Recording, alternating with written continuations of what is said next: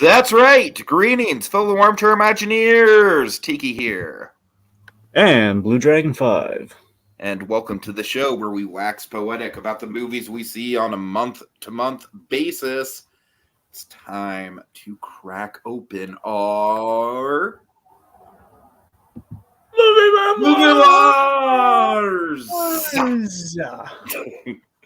All right, Dragon. We've got a lot to cover. Fortunately, no deaths this month. No deaths that are truly honorable. People died, Tiki. Let's not sugarcoat. No, Dragon. Nobody in the human race died the entire month of November. Wouldn't that be a nice? Wouldn't that be a nice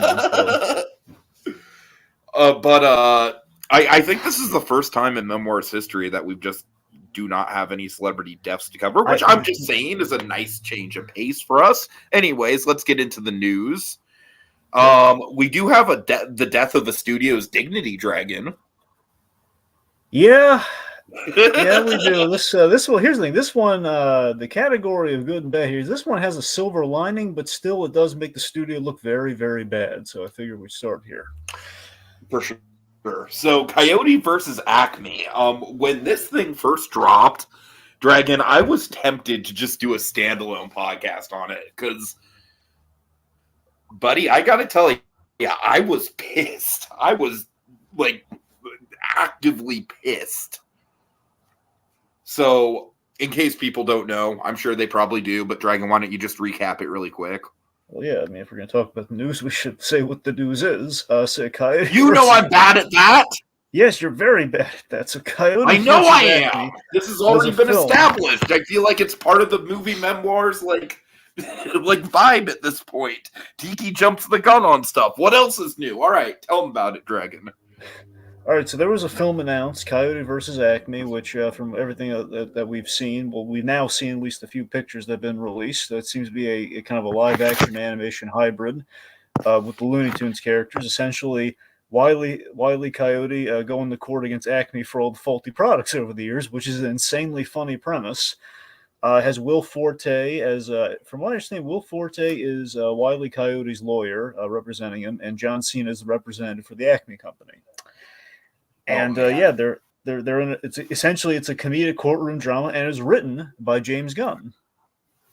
So the fact is, this thing was on the books. We heard it was on the books, and it was revealed that it was yet again falling prey to Zaslav's, his tax write-off thing of the business. He basically is embarrassing the company left and right with another fully completed movie that people have heard. Fully completed, and going to be shelved for tax money. Not only is it fully completed, but by all intents and purposes, this is not like at least with Batgirl, if there's any defense about Batgirl, it's that the test audiences, apparently it did not go well with test screenings.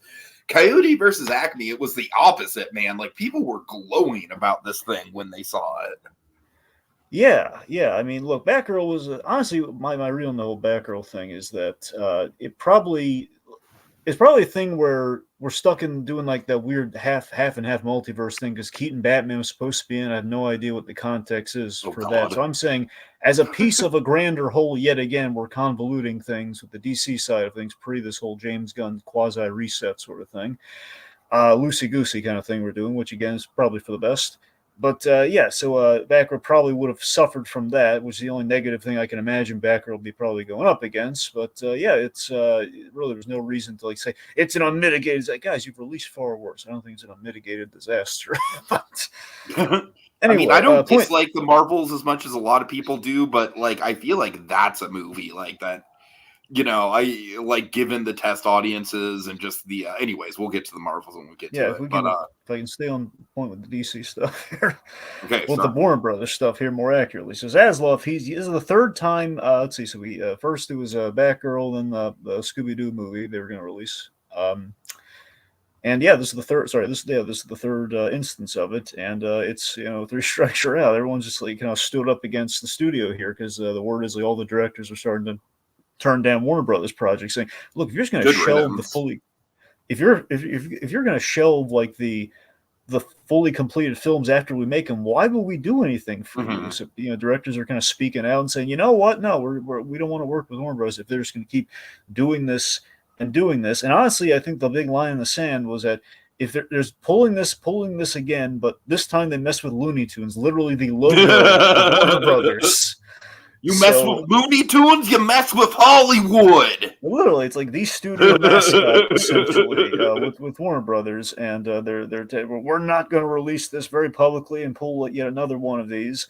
And I think honestly, what really the real guiding light in all of this was the fact that James Gunn wrote this film. I think that's what saved this, honestly. So that's honestly what freaking boggles my mind about them shelving it to begin with, though, because it's like James Gunn should be their golden boy. Like they should be backing their boy, you know. I mean, honestly, I don't know if this if it would have gotten the groundswell and all the buzz and everyone kind of like uniting in the cause if James Gunn was not if his name wasn't on this project, given he has the clout right now. Like I think people would still be excited about it, but I agree. I feel like the James Gunn name definitely holds a lot of weight for sure. Because I mean, people rallied with him last time, and it worked out. Mm-hmm. It worked out. So that's my logic there. So that's the thing. So here's the thing. So this was fully complete. It was going to be permanently shelved. The industry spoke out in a really awe-inspiring, like, yeah, it was a really positive thing. Everyone's saying, you know what, Warner Brothers, you're in the wrong here, calling BS on this yet again on Warner Brothers and more specifically Zaslav.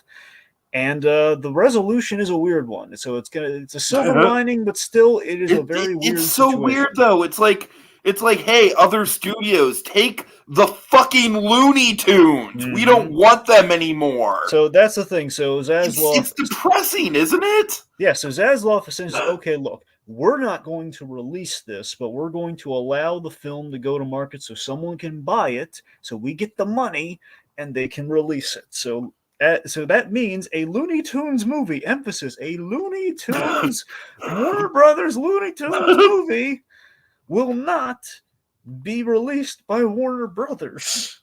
Yeah, which is the first time that's ever happened.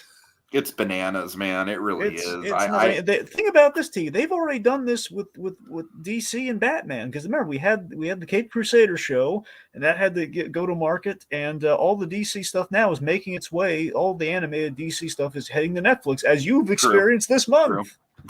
Yes, they're passing the savings on to me.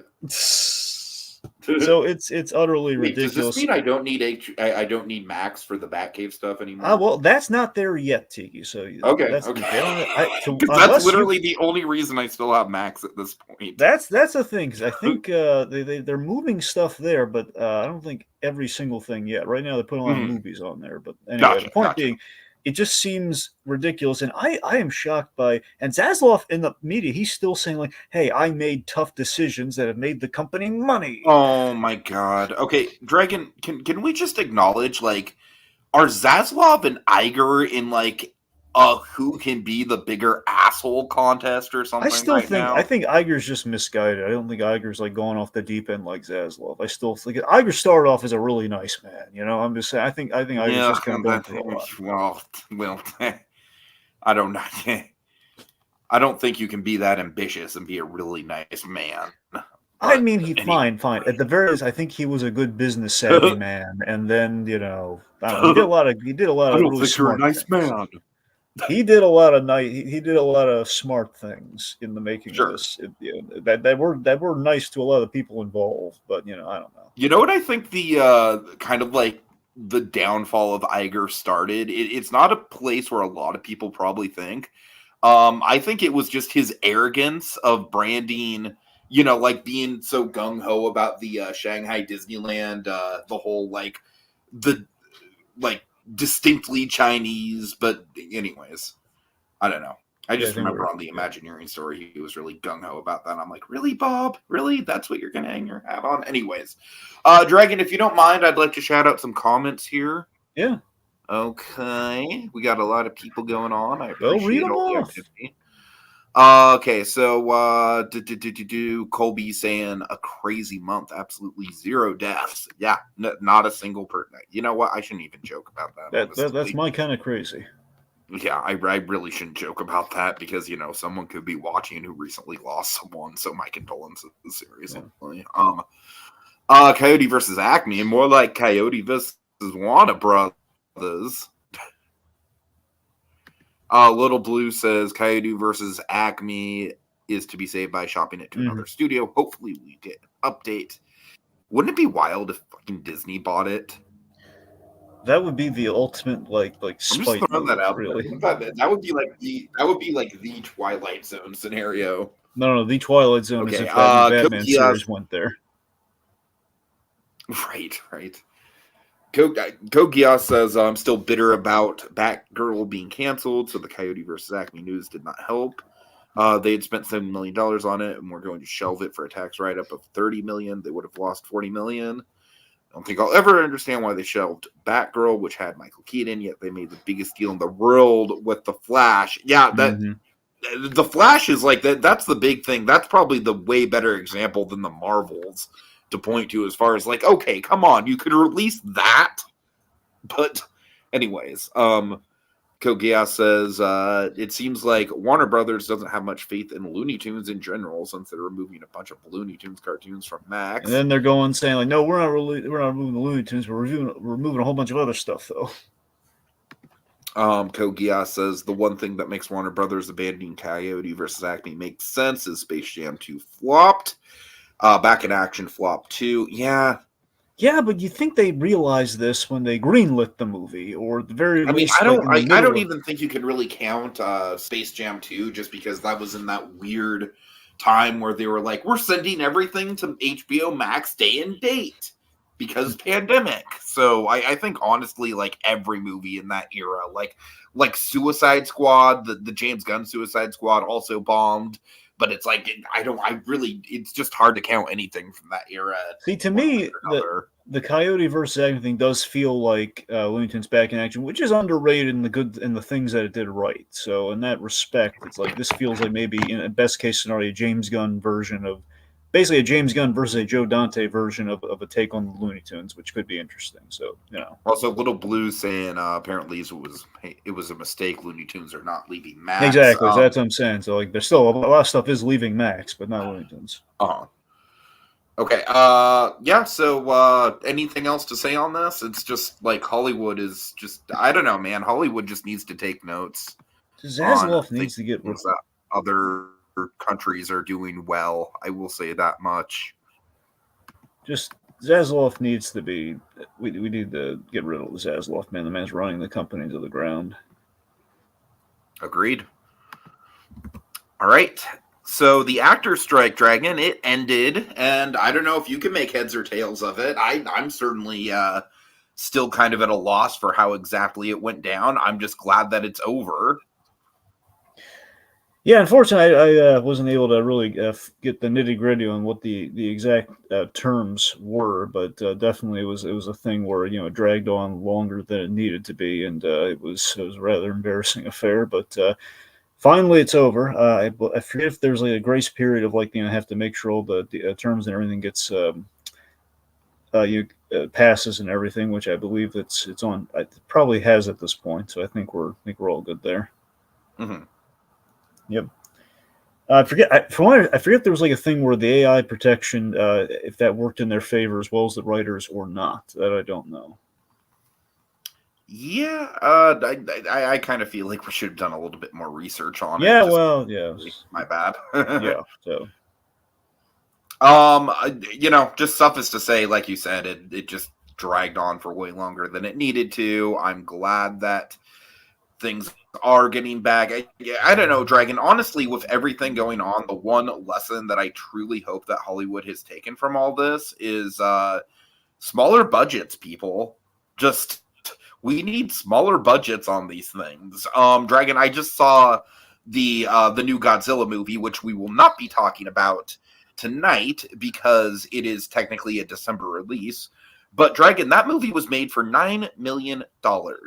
And it looks so much better than anything that like the MCU or DC has shot out lately as far as visual effects go. So that's all I'm saying, man. It's like we really like, I feel like so much good could come from Hollywood just cutting back on the visual effects budgets and actually putting some more work into the substance and the stories. Because that's what's bringing people to the theaters now. It's like Barbenheimer. It's like those movies didn't succeed just because Barbie is a brand name. Anyways, I'll get off my soapbox, Dragon. Anything else you want to say about the strike? Keeper Colby makes some good strike points here. He says it's going to vote soon. There's some members are voting no because the Deacon, you AI broke protection down. wasn't good enough. Yeah, I'm glad you bring that up, Cole, because I have heard that it is a little up in the air. Like it's very tentative. I don't really think, honestly, it sounds like, by all intents and purposes, that if a deal was made, it wasn't the best deal. Like it wasn't a best case scenario sort of situation. So I would say it's still very tentative. It's still very up in the air. All right. Yeah, Little Blue, I do think that's a good idea for Amazon Prime. I think that's a solid contender to buy Coyote versus Acme. I think that I'm makes just saying, given they've been buying the Batman stuff, that makes the most sense. All right. Should we move on, Dragon? Let's do it. Okay. Next up, we have an interesting little bit of news. You know, Dragon. It's like I'm not gonna lie. I am a little bit burned out by franchises recently. We've gotten a couple trailers that we're just not going to talk about because I'm just so burned out on franchises. But you know, one thing that I am not really burned out on, and I haven't even, Dragon, I've literally never even seen a Karate Kid movie. I've just seen the Cobra Kai stuff. But apparently, we're getting a Cobra Kai movie with Jackie Chan. And I don't know why I always mess up this guy's name. Dragon, save me. Ralph Macchio? Ralph Macchio. Yes. Thank you. I don't know why I always blank on that guy's name. I'm so sorry. So yeah, this is exciting, man. I think Jackie Chan is obviously an icon. My whole big thing though is that I'm just excited to see Ralph Macchio on the big screen again. If it weren't for Cobra Kai, I absolutely wouldn't be excited. I would be like, what are they doing? This is just another Hollywood cash grab. But I mean, Cobra Kai proved that man just still has so much passion and enthusiasm for the role. And also it might be interesting if I'm not sure exactly how they're tying it in. Like, I don't know if it's going to be canon with Cobra Kai, so it could be like a new take on an older version of that character.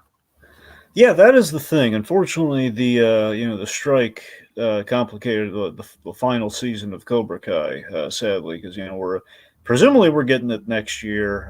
This coming year. Because I mean, it sounds like it was like they were working. We're definitely not getting it in 2023, unfortunately. Well, yeah, unfortunately. But yeah, so it would seem that we're going to get it. I still think we're going to get Hilary Swank in this last season. Won't surprise me. But yeah, so I mean, it does raise the question, though. We've been hyping up there was going to be a Karate Kid movie with Macchio coming back, seemingly. So that suggests to me it will be in the universe, given everything else has been in the universe with Cobra Kai. You're right. I mean, they could just kind of disconnect them, but I think long game it would be like, well, if Cobra Kai is coming to an end, that would be the way of like going full circle. Cobra Kai took us down this really great path, and then we kind of Cobra Kai ending on 6 seasons? I'm pretty sure 6 seasons of the movie. Yeah. I mean, I forget how official it is. I'm pretty sure like there was like a letter saying like, yeah, this is our last season. I'm pretty sure they put it like that letter out way back, so this is going to be our ending. So assuming that is I know we're hopeful that 6 is the ending, but I think they said that that's the end of the journey or something. So I think that's anyway. So assuming it is, we cap it off at 6, and then we go to the Karate Kid movie, which would be interesting that it kind of been bringing Jackie Chan into it, assuming he is also still playing Mr. Han. It would be a way of connecting those two franchises. And wait, Jackie Chan wasn't playing Miyagi? No. Okay, you see, that's interesting. That blows it open then, because I mean, I don't know why, but I just assumed that version of the movie was just like a non-canon kind of like retelling of the Miyagi thing. Well, also, you're not far off, and it's essentially the same story, but just it's a different location. We went, it's fish out of water, but kind of the reversal. But also, it was that Jackie Chan, be more Chinese, essentially. They wanted they were talking like calling it the Kung Fu Kid, which was like a big marketing dilemma. So based on that, so it would be interesting that the big thing in the video they put out saying, hey, we're both going to be in the Karate Kid movie, but also we're looking for the next Karate Kid. So it seems like they're trying to cast an unknown to be in this film as the main kid character, as the Karate I mean, Kid. I think they've done a really good job with. I feel like most of the Cobra Kai kids were unknowns at the start. So if that's the logic, and that they're going to find an actor, but that's the thing. If that's they're doing that, that could I work hope out Miguel really Reyes is going to be in the movie. You would hope so, right? What do you mean? Well, I think you're thinking Miguel Diaz. I'm sorry. Yeah, that's the thing. I think we're blending Jaime Reyes with. I am literally. That is exactly what's going on right now. Yes, that's exactly what's going on. Yeah. So so this could be interesting if they're gonna if they canonize that Tiki, then they would have. If they canonize that and they put in Hilary Swank, then we've done everything in that. We've done every single thing in that franchise, which is gobsmackingly amazing if they've done that. And again, Kogia says he hasn't seen any of the karate films either.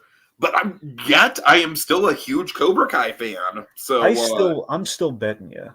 Okay, we'll say I still think that the female friend of it was Kenny Payne's the apple of his eye, but also Anthony's kind of female friend. I think her mother is going to be Hilary Swank because that girl looks a lot like Hilary Swank. No, Dragon, I think you're pretty on the money. I mean, I don't think you're breaking any new ground with that prediction. But yeah, I hear you.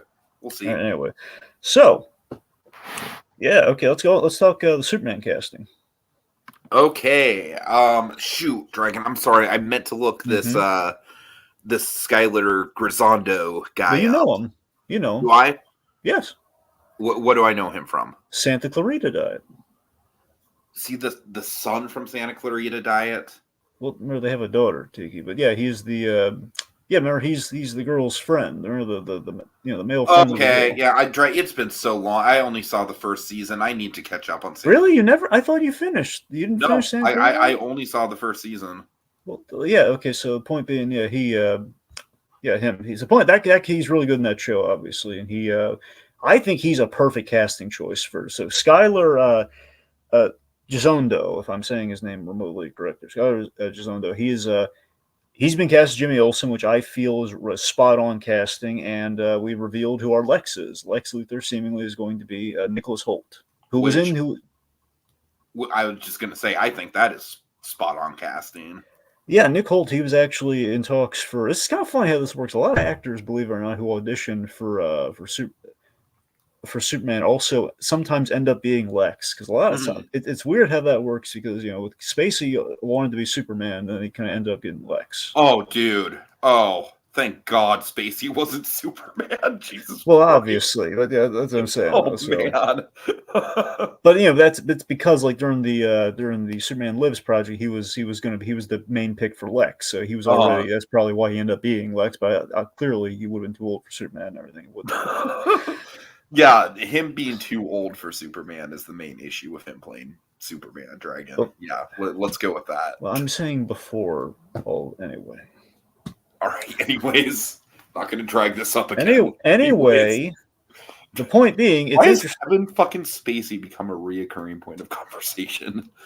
Anyways, we literally have Superman connects here. My point being, Nick Hoult, he was one of the people rumored to be being looked at for one of the last three contenders for who would be Superman. Honestly, I was rooting for him because he's been looked at for Batman and Superman at times, for the Batman and for this, and I think he's a really good actor. I think I could have seen him as both of those roles.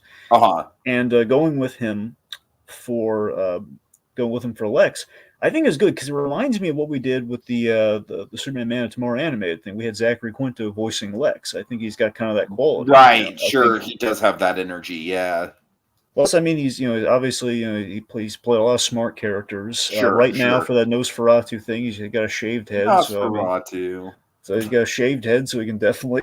That's the big factor, yes. But it seems like we're going with kind of like the the youthful kind of boy wonder sort of Lex, which we go with our younger Superman, and You know what my hope is honestly that they just go with like the Mark Zuckerberg from The Social Network, but it's Lex Luthor. And not have him be a bumbling idiot like he was in Batman versus Superman. Well, I don't think... I love the idea of Eisenberg Luthor on paper. I was so stoked when he was cast. It was right after The Social Network. On paper, it made sense. Well, that's the thing. I don't. We'll see. I mean, I think he's the very least he's going to be a really smart kind of like tech mogul. So I think we'll have shades of what you're looking for. But I don't think I think Eisenberg was like the shot at getting that full on. I don't think we're going to be able to get full on like that again. All right. So let's talk some trailers. Yes. Okay. So we have. Oh, I'm sorry. There's one more. Just to mention. Just wanted to chat mainly with this character. Go ahead. Sarah Sampaio. Sarah, we have her as Eve Tessmacher. So the point, Miss Tessmacher, she's going to be in the movie. All right. Yeah, Lex Luthor is the henchwench from Superman the movie, and she's going to be. So James Gunn's doing an update on her. She's going to be in the movie. Interesting. Okay, no, I'm sorry. Trailer talk. Yes. Yes. I'm sorry, Dre. It's been a while since I've seen the original Superman movie, so I don't really remember that character all that well. Yeah, Lex keeps yelling her name. It was like the running gag, and even Supergirl when they used that character again, like the gag was like Lex was like Miss Tessmacher. All right, trailer talk, Dragon. I think since Little Blue pointed it out, maybe we should start with Kong X Godzilla. All right, go on. And then start at the one that we were going to start with after that. Okay, so Kong X Godzilla, A New Empire. Guys, I'm so tired. I'm so fucking tired. I'm franchised out, guys. I am franchised out. Here's the thing, it's like I've always been on the fence, like I've always been hot and cold with the Monsterverse because like I was very much stoked for Godzilla 2014, and that for me anyways ended up being a pretty big disappointment, mostly because of the way we handled Cranston.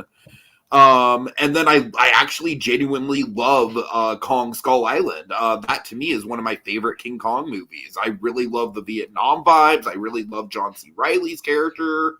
I love Sam Jackson as kind of like an update on the Captain Ahab kind of archetype, wanting to hunt down Kong. Everything about Kong Skull Island I really liked. But then we get to the, Godzilla King of the Monsters, which in spite of our love, Vera Farmiga being in that movie, Dragon, that movie is very much kind of like just the definition of a monster movie that's just okay. It's got some cool spectacle. It's got some good fights, but it's very forgettable. And then we had Kong versus Godzilla, which I think kind of got the pandemic boost because for me, that was literally the first movie that I saw on the big screen, coming back from the shutdown. But I like Kong versus Godzilla is very much like, I feel like it's a little bit better than King of the Monsters, but it's still just kind of like, okay. And Dragon, what are we doing at this point? Like we already had Kong versus Godzilla. I'm tired. Dragon, his scales are red now. What are your thoughts? Okay, so I don't really have a huge dog in the race when it comes to when it comes to some of our MonsterVerse stuff, because I've been a little hot and cold on it because I was in the new ones they've been putting out. I was there with Tiki in terms I loved Act 1 of that Godzilla movie from 2014. I loved until we killed Cranston off at the end of Act 1. I was very on board for that movie. Mm-hmm, mm-hmm. Because it was everyone. The opening scene of that film was utter perfection. I know. So again, it seems to be a problem. You just cannot crack the human element for any of these, and every time we kind of get close, and then we just do something that either goes on, the pacing's a mess, and then we don't have. It's never a good ratio of monsters to human stuff. And right now, there's like a show on. I'm not watching it myself, but I've been hearing some buzz that the Monarch show. Again, seemingly it's about the human stuff, and then we're going out of the way to make the human stuff compelling. It seems like they're really trying to flesh out a universe here, and if only we would just trim down the human element to the bare necessities, we could get something really compelling. Because look at the last Kong versus Godzilla movie, all right. Them teaming up to take on Mechagodzilla, that's a good idea. That's a good sure. That's a good path that we end up on. That makes sense. Them having their fight and then team up in the third act. That's essentially what we want BVS to be. You want them to fight, then you want to team up against the other foe in the third act. So I'm not complaining about that. But again, just it's a lot of waiting, getting to that point. Looking at this trailer, it just seems like the red scales, all the red in the marketing feels like a little like, why the red? don't get it. Literally because it's a toy dragon. Literally. But I mean, the fact that it's like Kong X Godzilla seems to be it's pure like okay, they've gotten past the fighting, they're teaming up to face this foe. I have no attachment in whatsoever. It just seems to be like another. There's too many giant apes. If we have too many giant apes, it makes Kong less special. Okay, that's how it works. And we have like Kong Junior, which I mean that's something, but I'd be if it were Godzilla Junior, I'd be far more invested. That's all I'm gonna say. It's just a straight adaptation of the Hanna-Barbera cartoon. The Hanna-Barbera cartoon. Yeah, there was a Hanna-Barbera Godzilla with a baby Godzilla. See, I remember the baby Godzilla from like the Toho movies when it was like it had the goofy look on his face and everything. But before they really narrowed down, like okay, here's how we actually do that. Anyway, anyone in the comments remember the Hanna-Barbera Godzilla? Anyways. Okay, the point being, I just don't care about this one at all. I got nothing like that. The show right now, the Monarch show, has Kurt Russell in it, and has. I'll tell you this. I'll say on this. Having not watched, my grandma was watching it. I haven't really gotten to it yet. I don't think I am going to get to it, but it's just the fact that it's Wyatt Russell. Go ahead.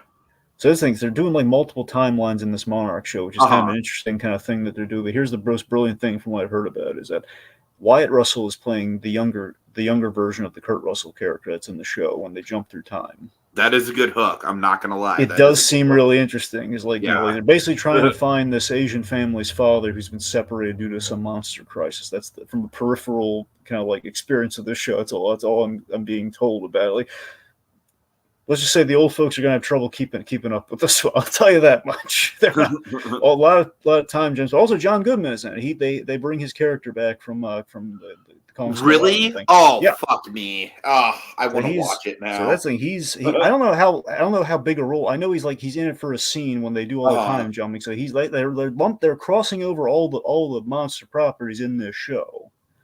But again, like I said, Kong Kong Skull Island is like the one time where I actually felt like they got the human characters right.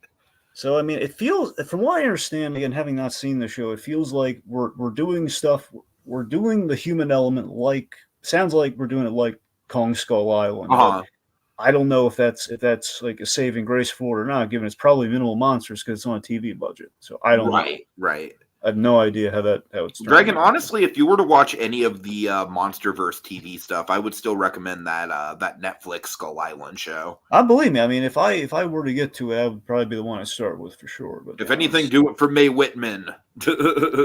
Anyways, I got Mae Whitman in another animated thing we're going to talk about later. Ooh, all right. Well, Tiki, you know what the other animated thing is. You watched it too.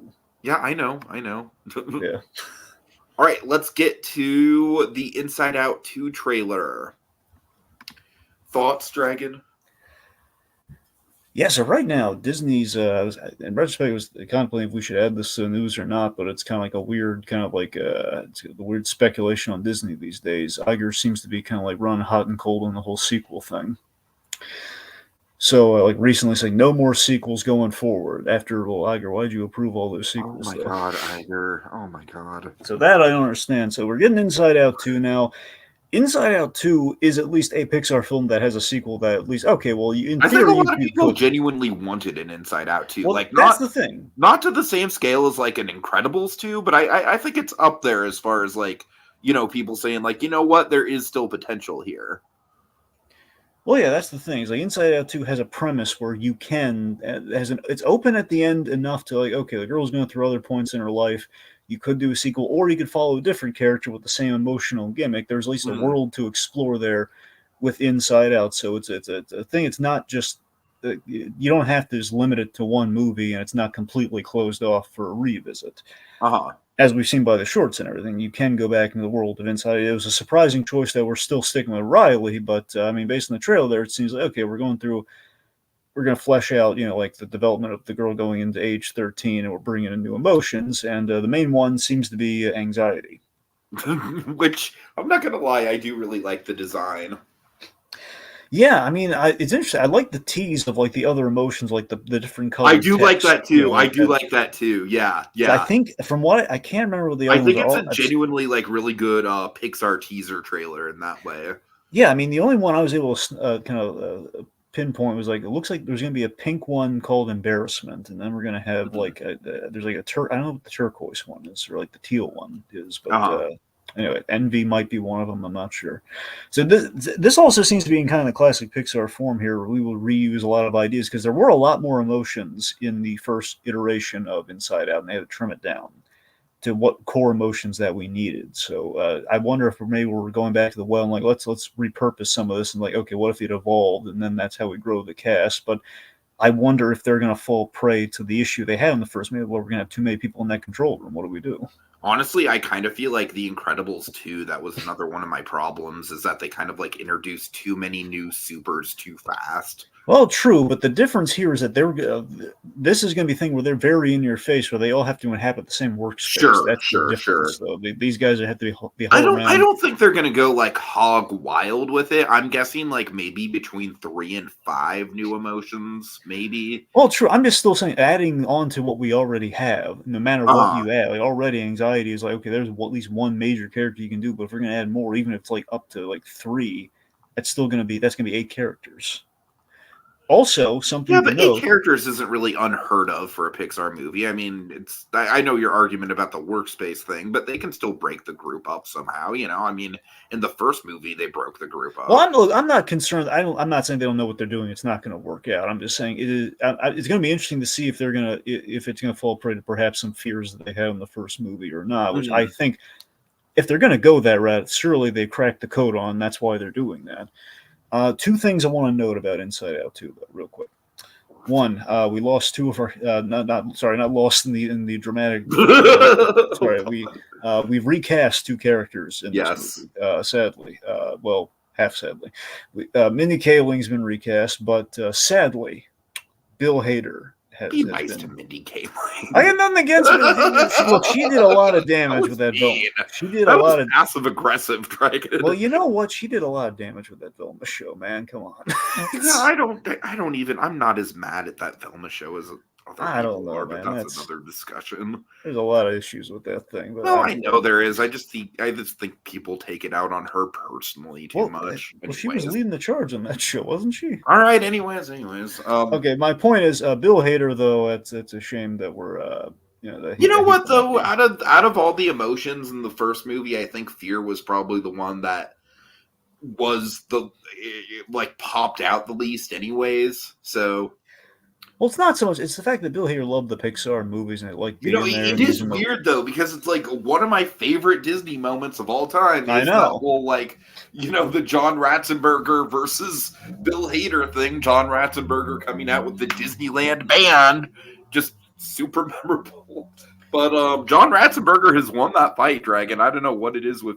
You know what? Well, no, Dragon, honestly, Bill Hader's just busy. Like he's doing other things. So that's the thing. So presumably Hader he has to be busy with something. If they weren't, they said it was a salary thing where they weren't going to give him enough, but probably enough to keep him there versus other projects he was taking on. Would be my guess. And honestly, I mean, given the Barry of it all, Dragon, it's like I want to see what that dude directs next. As do I. I really want to see what Bill Hader's got in the can, man. I want to see what he's going to do next. Yeah, it looks like Keeper Colby, I think, is listing out the emotions, and these do sound right. But it says anxiety, ennui, embarrassment, and envy. So yeah, I remember the embarrassment, anxiety, embarrassment, and envy, but I forgot about ennui. Yeah, ennui is kind of like a little bit more of an obscure one. I forget exactly what the definition is. Yeah, that's the thing. Ennui's going to be a difficult one. I think the definition is something like in the being vain or materialistic, maybe. I don't know about. I'm not sure. I don't think that's right, but I don't know. Because of course, when I'm thinking ennui, you know what I'm thinking of. What are you thinking? I'm thinking of our French bread puppet from Kidding. Oh yes, of course. Ennui. Basically, apathy. Yeah, there you go. Yeah, that's on brand with the puppet. Apathy. There you go. All right. Thank you, Colby. Thank you. Okay. Anywho, so yeah, there's that. I mean, it's going to say he won't be back, but we have Tony Hale in his place. Tony Hale's a good actor. I think that's a perfectly reasonable replacement, honestly. Yeah. Again, really, it's just purely for what you said with Bill Hader. That's the shame that he's not sticking around, but he's busy. He's hopefully doing something really cool. Here's the other thing. I'm excited about the director on this. Well, of course, I love Pete Docter. I know. Well, I'm not going to lie. The not having Pete Docter thing is definitely the thing that concerns me. But who is the director, though? Kelsey Mann is directing. Kelsey Mann did episodes of Megas XLR. Did Party Central, did I believe the short for Inside It. So Kelsey Mann's been going up the ladder. Kelsey Mann has animation experience. Okay. So Kelsey Mann, I know, is a good director. I'm just looking forward to. Admittedly, you're right. It is a gamble without Pete Docter giving it. Yeah, I'm just saying. It's like, I don't know. But Kelsey Mann did work. It's like, Domei Shi was definitely a breakout director. Speaking of Domei Shi Dragon, though, I do think that honestly, turning red is probably like the hardest obstacle that this movie has, as far as like, by and large, you know what, they better avoid the mother conflict, Dragon. I wonder if we're going to get into the really interesting, subtle idea that we had in the first Inside Out, which is who's driving who's leading the charge in the heads of people. Where, think about it, the mother was driven by sadness, the father was driven by anger, and the daughter was driven by joy, but ultimately it was a combination of joy and sadness. Yeah, I don't know. But you know what I'm saying with the mother thing, though? I just feel like it's, Riley didn't really have any issues with her mother in the previous movies. No, she didn't. So I really hope that they just are like, okay, you know what? Her and her mother are close. It's not like when you turn 13, you instantly hate your parents. I kind of hate that Hollywood cliche, but so I hope this movie avoids that. Yeah, we'll see. All right. Okay, next up we have Furiosa. All right, this is more my territory, right? Like you haven't even seen Fury Road, have you? No. What the fuck? What the fuck? Get on that shit, bro. Well, okay, actually, I'm sorry. I gotta be honest. Tiki, I may have watched it, but I really just did not really. I think. Look, I think I watched it, but I can't remember for the life of me how it ended. Okay, well, fair enough. So I'm just gonna say some people have been saying that this trailer is a little too CG heavy, and while I agree that CG wise it does look a little bit more excessive than Fury Road, it's George Miller, Colby. I hear you. The visuals aren't great, but it is George Miller, so I am holding out hope. I mean, I'm not like over the moon about it, like I would have been if this was coming out like oh god, you're furious about Furiosa? Okay, well, you know what? If people want to have a conversation in the chat, I'm willing to do it. Like, I just watched the trailer once and I was like, oh, you've never seen it. Okay, you got me, Code Kiosk. But no, it's like, here's the thing. It's like, I feel like just in general, the internet is just like looking for things to pick on. And so it's like, when this trio came out, it's like, oh, look at the CG. Ooh. And I'm like, okay, but it's still like a really well done trailer. That's what I like about it. It's like, I really like the text thing that we do where it's like the text is kind of like coming at the road at the start. That was really cool. I think it's edited together in a way where it's not giving away a lot of the plot. It's just showing like cool snippets. So while I do think that there is a lot of CG, and I am worried about that, if this wasn't being done by George Miller, I would be a lot more worried. But alas, George Miller is directing it, so we'll see. Little Blue says we have not gotten a trailer for Kung Fu Panda 4. We should have gotten it by now. Yeah, that comes out in what? Like spring 2024? Do you know off the top of your head, Dragon? I mean, that sounds right. I know it's coming out next year. I just don't know. Spring or summer, but I don't know. I do remember it took quite a while for the How to Train Your Dragon 3 trailer to come out, too. So, I don't know. Maybe the marketing is just taking its time. Yeah, Colby, I also love Anya Taylor-Joy, so she's definitely another reason why I'm enthusiastic about it. I think that she's a really kind of perfect fit for a younger Furiosa, so we shall see. I definitely have my fingers crossed for it because Mad Max Fury Road is, for me, I'm sorry, Dragon. This is definitely one of the points where our opinions diverge. For me, Mad Max Fury Road is like top 10 of the 2010s, hands down. I mean, look, what I saw of it, again, I can't. Well, I don't remember if I saw the full thing. It was very well shot. I will give it that. It was very well shot. All right, fair enough. I'll give you that. Just a lot of driving, but it was very well shot. Nicholas Holt's in that movie. I know. It's a lovely, lovely day. I remember. Yeah. Anyways, okay. So, last thing we have to talk about, Dragon, is another thing that just dropped, like yesterday, right? The Boys, season 4. You can take the lead on this one.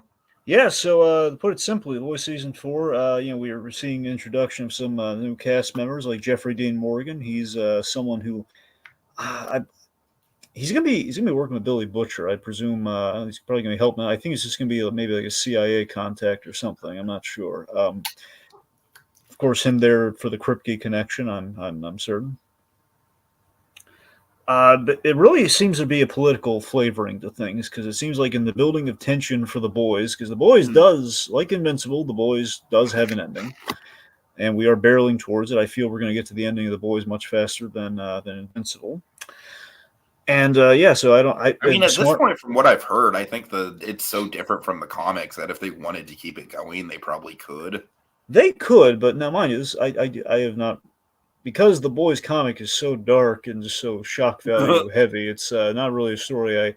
I heard like a vague blurb about how it ends, but I really don't know the specifics. But just based on the story that we have told in the show, it stands to reason that we're building to we're eventually going to try and kill Homelander, and presumably we're going to be successful if good is the triumph over evil at the end of the day. So that's presumably our ending. But who knows? Colby, I know how The Boys comic ends. Yeah. Yeah, I just saw a video about it recently, actually. Yeah. Dragon, it ends with let's just say a reveal about Homelander. Let's just say that much, and it is a hot mess. It's a hot mess of an ending. So that's the thing. The point being, I very much hope it doesn't go in that route, Dragon. I'll say that much. If it's the ending I'm thinking of, all I'm saying, broad spectrum. My presumption on The Boys is that we would go 5 seasons, and the 5th season would probably end with we finally kill Homelander after trying to do it for 5 seasons. That's my guess. Now, with that in mind, it seems that this season particularly is like, we're climbing the ladder to get to a point where, again, I would speculate story-wise, we would hopefully turn people and make people see the truth about Homelander, but to get there, season 4 is going to be a thing where Homelander is going to be at his most powerful politically, where he is like, he's got people on his side, he's able to get away with doing a lot more violent things. I mean, that was more or less the big cliffhanger of the last season, so... Yeah, which is interesting, because obviously there are a lot of real-world kind of parallels. Very much so, that have only gotten stronger since the last season. But that's the interesting thing about The Boys and their adaptation of it, where the world has become a scary place, and we're acknowledging that, and we're working that into the narrative in a really interesting way, and because of that, we have like this thing where, what if we took the evil Superman thing, but we see like, what if real-world America kind of like rallied to like the very morally bankrupt, kind of actions of Homelander, who we know is a really despicable person, but he doesn't see himself that way. So that's going to be interesting. It's going to be a thing we're going to be trying to save the boy, but the boy is going to. No, I mean the boy is plural. I just mean literally Ryan. Oh God, that's the next spin-off, Dragon. but boy. But no, seriously, it seems like the main crux that we're going to have is we got to save Ryan from Homelander and kill Homelander. Those are the big 2 goals, and Victoria Newman, who is essentially trying to become president, which is going to be bad. Oh yeah. Should that happen? Because she's the head popper. So yeah, now in addition, we didn't really cover this in the news thing because I don't know how. I mean, it sounds like it's. I know what you're going to bring up. Yeah, the Boys Mexico, which I have no idea what a real story is going to be there. But then again, a lot of people probably said that about Gen V, and Gen V turned out really good. So I still need to catch up on Gen V.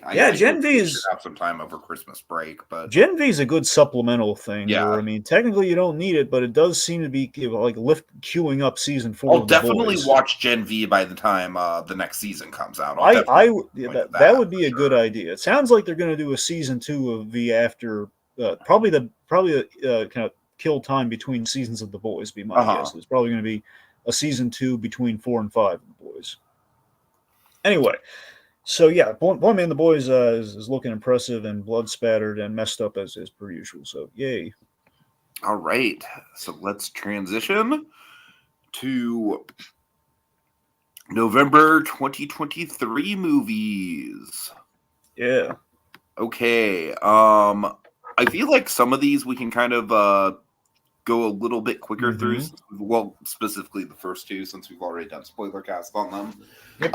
The Marvels. Okay, so Dragon, I actually don't really know each other's thoughts. We've never really talked about it. So what do you think?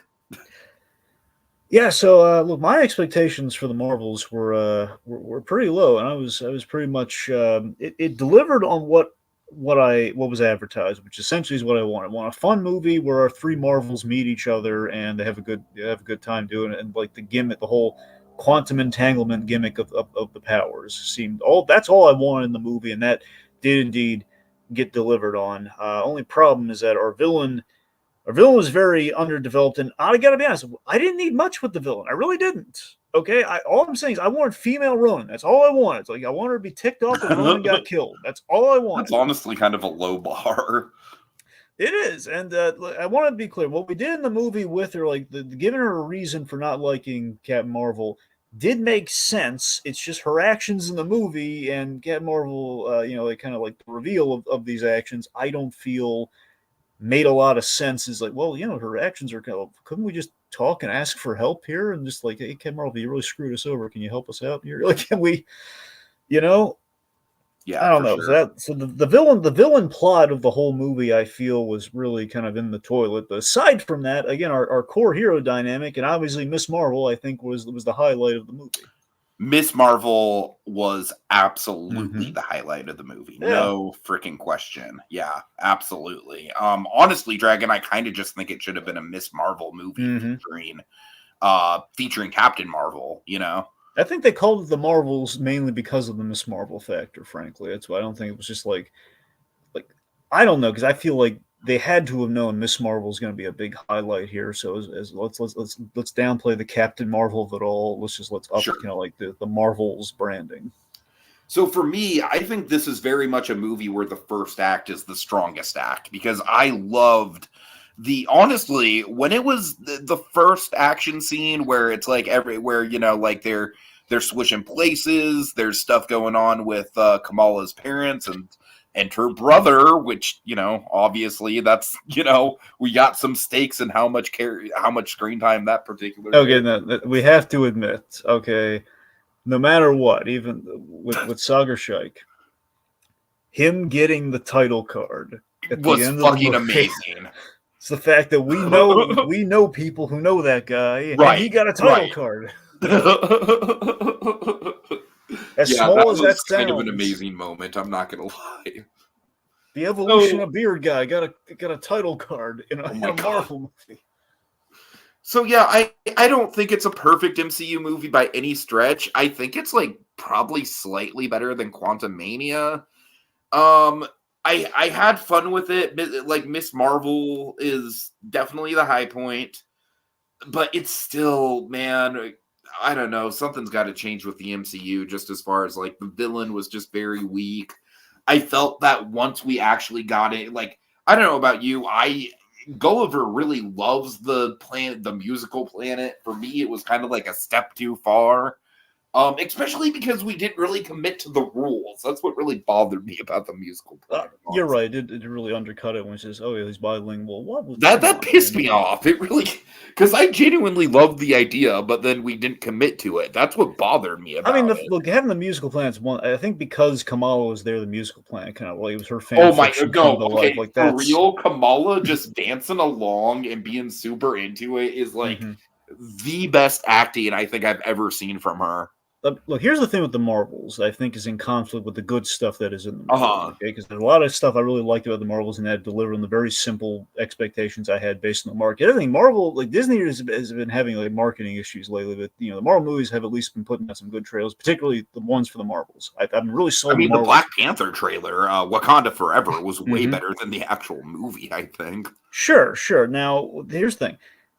I think the only real problem I have story wise with this, and I think that the movie's been struggling with, is that we're stuck with the bad moves and the bad choices that have been made between the first Captain Yeah, Marvel yeah, movie for and sure, for sure.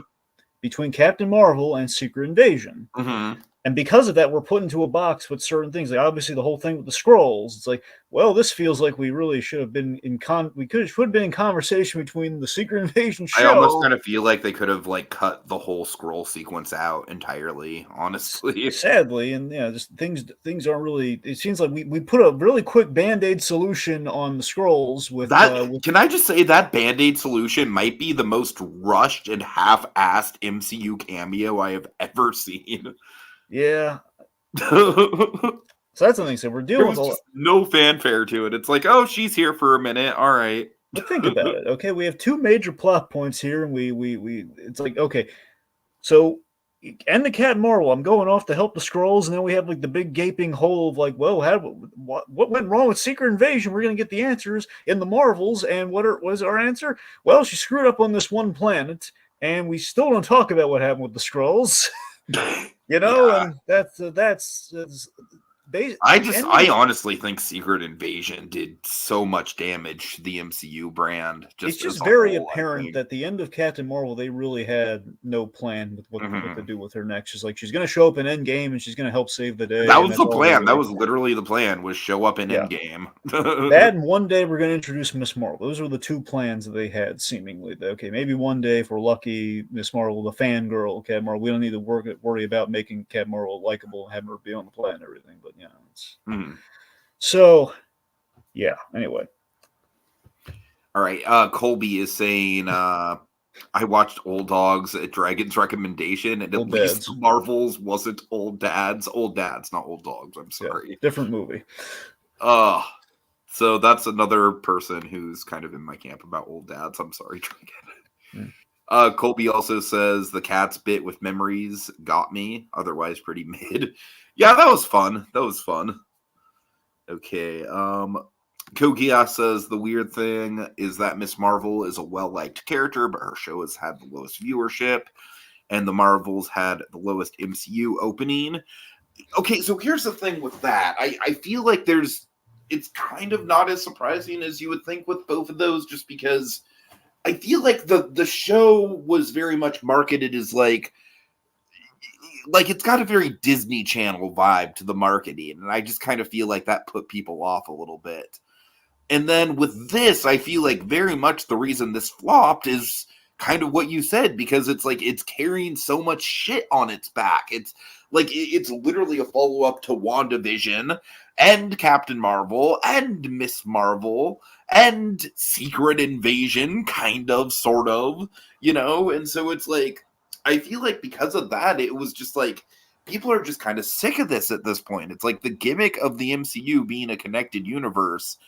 It's like we went as far as we could go with it with Endgame, and I truly think that if anything this year, Guardians taught us that even though Guardians was like, it does obviously that movie still tied into stuff that happened in Infinity War, and and it's the end of the trilogy, but it's still like by all intents and purposes a standalone movie, and that's what Marvel needs to focus on. It needs to focus on actually making really good standalone movies with not a lot of crossover outside of the Avengers stuff that they put out. So yeah, we'll see. All right. Okay. Colby, with the female-led superhero movie thing, I have. Let's see. Colby, I have another example of the female-led thing that I'm going to kind of rant on in the TV section. So I'm going to save my thoughts on that for when we get to Scott Pilgrim, because I think people there's some discourse about Scott Pilgrim that I think is really frustrating, but we'll hold off on that until we get there. Okay, next up, Dragon, Wish. I wish this was a better movie. What do you think? I too wish it were a better movie. Look, it's seriously, it's been far from a banner year at Disney with Disney features. being just kind of churned out here. This is with half-baked ideas left and right, and this is like, it feels like this movie feels like a first draft. I'm not going to lie, Dragon. The more time that I've had to sit with this movie, the less I like it. I'm not going to lie. It's purely aesthetic. It's got good. Absolutely. I like the it's star. A wallpaper movie, not the act. I like the little star, and I like Chris the art Pine stuff. is still a fun villain, but the writing on his character is all over the place. It's just. This thing, it's a half-baked idea. It's a first draft because they're not taking their time with these movies anymore. It's very clear. Even if this thing was planned and greenlit in like 2018, it doesn't feel like it. Okay. Oh, it really doesn't. It's very the whole Wish thing is very clunky mechanics. Fun villain, but there's no motivation there. I'm just tired of Disney making these forgettable movies versus the movies that I want to rewatch. A Disney movie that you want to rewatch. This is not a Disney movie you want to rewatch. It's pure and simple. Encanto was very much for me a Disney movie that it was like one of the only Disney movies of the last decade that I did rewatch a million times. I mean, whether I like Encanto or not, that movie is still something that they put effort into, and it shows they put effort into that thing. It's something. Yeah, okay. And Colby, I agree. When I left the theater, I was like, you know what? That was far from Disney's best, but it was good. I liked certain elements of it, but yeah, it's very forgettable all around.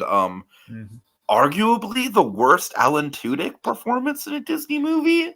Well, it's basically. I know we didn't really touch on the goat in our spoiler cast, but I'm just going to throw that out there. I don't think worst is. It's not Tudyk's fault. It's the worst Alan Tudyk character in a Disney movie. But basically, it's like, hey, Alan, can you do something funny? You want me to do the Clayface voice? Yeah, sure. Right, pretty much. That's pretty much exactly how that went down.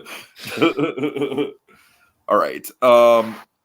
So yeah, Little Blue is pointing out that next year MCU is only getting Deadpool 3, which I think is a really smart call. Yeah, if anything's going to be a nice reset for the MCU, it is going to be that movie. So let's hope that turns out well. Yeah, that's right now. That's the biggest. It's one of the two big guns they have in their camp. And right, Deadpool's honestly that's the biggest surefire. Like no matter what we do, this Deadpool movie is going to save us. Plus, the great thing about Deadpool is that he can basically acknowledge firsthand, oh my God, our movies have gotten shitty over the years, haven't they? Imagine Deadpool walks into a room, you hear a gunshot, and walks out wearing the hat. Oh my God! Do you think they're actively going to acknowledge that, Dragon? The whole yeah, folks, we haven't been making them like we used to. I think. Oh yeah, here's what they're going to do. Okay, imagine this.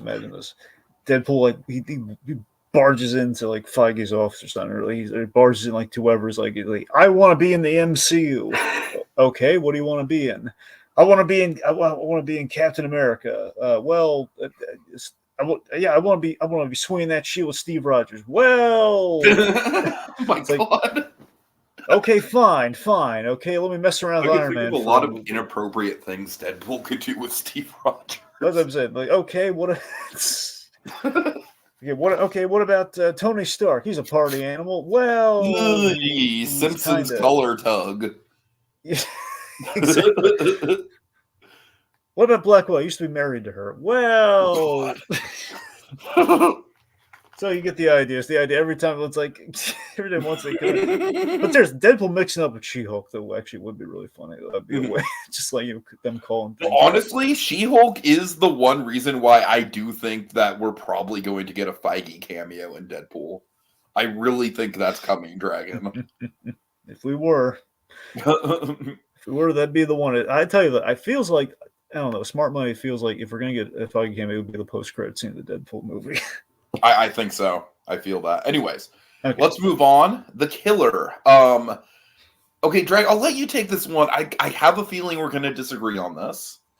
So yeah, this is David Fincher's take on the revenge movie. Classic time-tested thing. We've seen a whole bunch, but now we're getting kind of the Fincher version of it. Michael Fassbender, always great.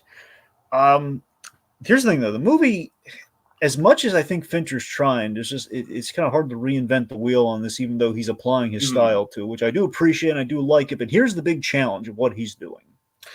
The challenge is with a lot of Fincher stuff, particularly applied to a premise like this. The challenge is Dexter essentially borrowed a whole lot from Fincher's approach. So we've kind of, I know it's not a serial killer thing per se here, but essentially it's like I appreciate the approach, just kind of like he's a little late to the party on it. So here's the thing, though. I kind of feel like the unreliable narrator thing in this movie is the thing that keeps me going with this movie. Because if it weren't for the unreliable narrator thing, if it was just like this guy's just going around getting revenge on people, Dragon, I think this movie would be boring as shit. I really do. I think this is one of those movies, and Fincher does it really well, where the narration absolutely like adds to it. And so I'm going to say this much. For me, I think this was probably my favorite Fincher movie since The Social Network. Keep in mind, he's only made 3 of them in between that time period. But with the caveat that I do think Gone Girl is probably the better made movie. The only thing with Gone Girl is that I made the mistake of reading the book first. So the twists in that movie just, it was stupid. It was like, well, fuck, I kind of know what's coming. I kind of feel like I ruined this movie for myself. So Gone Girl's kind of always had that weird thing with me. Yeah, I really like this a lot, but here's the thing. I really want to rewatch it, specifically for the unreliable narrator of it all. I really want to see how it plays on a second viewing. Because I like, as it stands now, it's kind of like on the cusp of like, does it make it onto my year-end list, or is it an honorable mention? It's not going to be high. It's not going to be like top 5 or anything, but it could potentially crack the top 10 because I love the style. I love the unreliable narrator. Fassbender himself is great. I think Tilda Swinton is freaking awesome in the few scenes she has. I think maybe 6 chapters was a bit much, though. I kind of agree. You could have cut out 1 or 2. Yeah, I do. I love the sitcom Alias runners. That's really funny. I like how the sitcom aliases get like more and more mainstream as it goes on. So it's like he's trying less and less hard to come up with them. But let me look at it. While I like this movie, I feel the diehard action movie junkies, they are not going to like this. The subtlety of this movie. Well, no, they're not. But I mean, yeah. Fincher has never really appealed to that crowd per se. No, I know. I'm just saying, if anyone went in, it's a movie called The Killer, and it's starring that awesome guy, Michael Fassbender, and you have a big name. That's just their mistake for not knowing what they're getting into with Fincher, though. I know. I'm just saying, I can imagine a lot of people on Netflix had that experience. Sure. Yeah. Who's David Fincher? Okay, I'll list out all his stuff, Code Geass, because he's done a lot. Fight Club, Seven, The Social Network, Zodiac. Those are kind of like his big 4. He's also done Curious Case of Benjamin Button, Gone Girl, The Girl with the Dragon Tattoo remake with Rooney Mara, and most recently before The Killer, Mank. So yes, I believe those are all of them. Panic Room was another one. The Game with Michael Douglas, which is one of the few I haven't seen yet.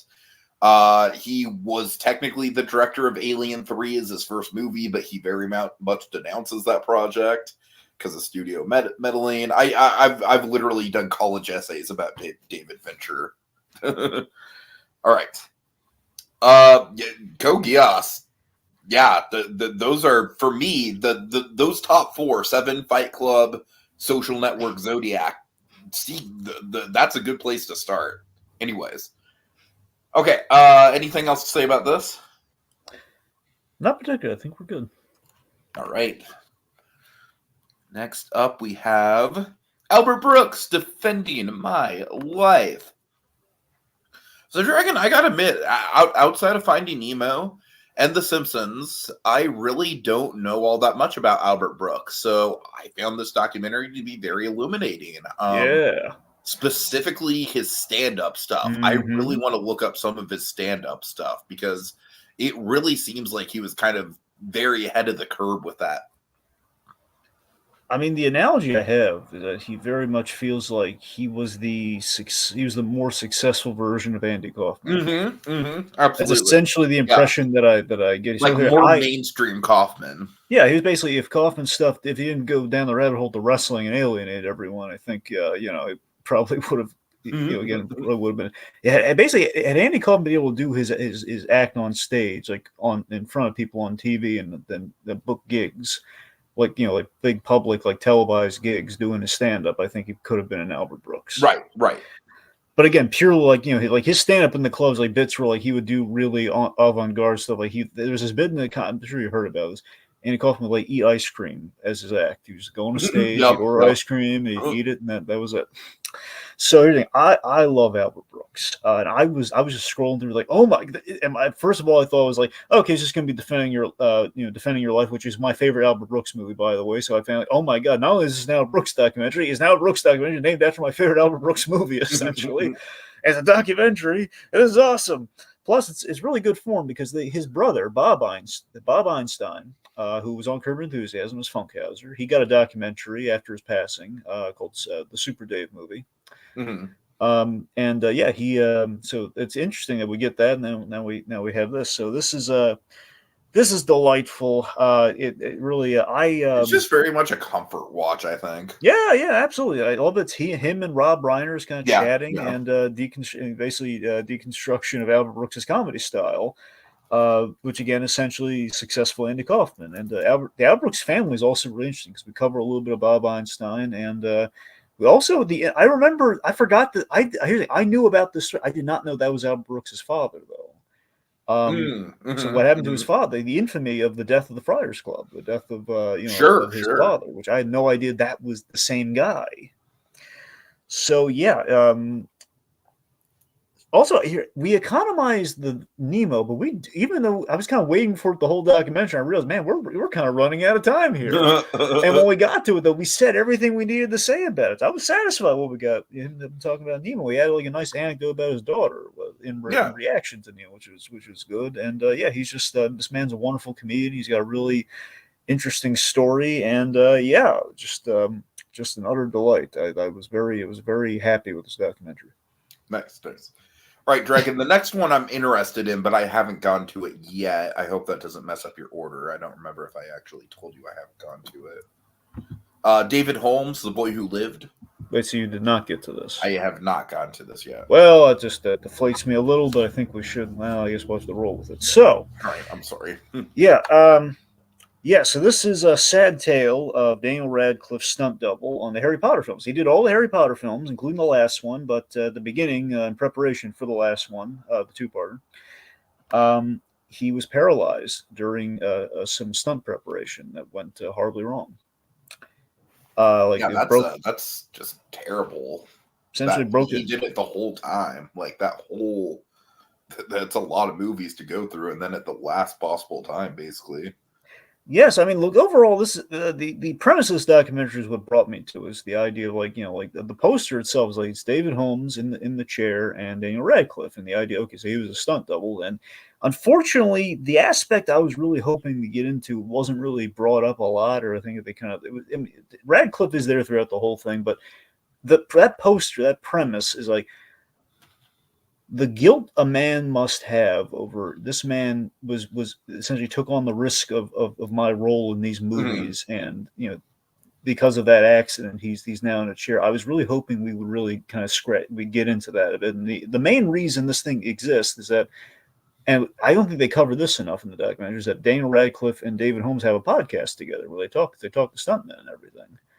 Nice. I don't think they covered. I don't know if I missed it or it was brought very minimally. They didn't really mention they kind of hang out a bit, but they didn't really mention they do a podcast together. So that kind of got glazed over towards the end. Let me ask you this: did they mention anything about the frustration that Warner Brothers insisted on splitting the final movie up into two parts? It might have been brought very, very briefly, but I gotta tell you, that would be a big what if for me if I was in that situation of what if Warner Brothers just decided to make it one movie? You know what I mean? Yeah, I mean, but also too, what happened to the guy was like a freak accident sort of thing in terms of like it wasn't like they weren't on the set or anything. This was like the preparation for the stuff. So Uh-huh. it was like the most safe condition it could possibly be in. And then this horrible thing happened. Ooh, So okay, this is actually a genuinely good question from Kogias. He asks, is J.K. Rowling in the documentary, or was she excluded because of the controversy? well, yeah, Mer too. I don't know how involved J.K. Rowling is in like the filming of the She movie, was but a lot if more you, involved in the Fantastic Beast movie. She like yeah. wrote the Fantastic Beast movies. I think she was pretty much just a producer on the Potter movies. So they didn't really. It was, again, it's mostly about David Holmes and like his son experiences. Like before, he did a few things before Harry Potter, and then the majority of his thing is Harry Potter. So it's not J.K. Rowling's didn't really factor into the story, into what they were talking about at all. Really, it was mostly about okay, like, hey, I get to be in this very popular book series being adapted. I get to all like the cool. Basically, I get to live out the Harry Potter fantasies, and like they get to put on the costume and do like the cribbage and everything. I get to do all that. Sure. So yeah, it's very much triumph in the face of adversity. Like there's this nice bit where he's he and Radcliffe are like educating also like handicapable children, or like children have like disabilities who are like interested in stunt work and everything. So stuff like that's nice. I mean, it's worth watching, but to me, like didn't like it wasn't like as thorough. Per the subject matter, wasn't thoroughly as entertaining as the Albert Brooks defending uh, my life thing. So, but yeah, it's interesting. I think we could have dived a little deeper into things, but it was fun. All right, next up, the holdovers. You haven't gotten to this yet, have you? No, I won't be able to get to this until it streams, Tiki. But no. All right. So yeah, this is the new movie from Alexander Payne, who directed one of my favorite movies of the 2000s, Sideways, and it reunites Alexander Payne with Paul Giamatti. Dragon, I really, really like this movie a lot. It's a great Christmas movie. It's got a great atmosphere to it. It's very much like, like New England and Christmas time with the snow and everything. Very, very wintry kind of movie, very comfortable movie. Paul Giamatti's giving a hell of a performance, man. He really is. And I feel like Best Actor is probably is to lose this year. I don't necessarily love this movie as much as some people are, just because for me, while it's a very well done movie that does, call to mind, Colby, I know you love this one, man. I know you love this one. Like it calls to mind 70s movies, like 70s kind of comedy dramas. That's very much the style it's going for. And like for me, it's like it's nothing groundbreaking, right? Like what it does incredibly well. But for me, they like the ending of the story, for example, is like it's a solid ending. It's a nice ending. It gives you some nice warm feelings, but it didn't like knock me on my feet the way like let's say the ending of La La Land did or something like that. And I know that's like a weird comparison, but like Dragon, you know me. Like for me, it's like a movie having like a really stellar ending and really doing something unconventional. That's a big thing for me. So this movie is like a very, very well made, very well acted, very conventional movie. So that's kind of like my sticking point with it, is just because it is a little conventional.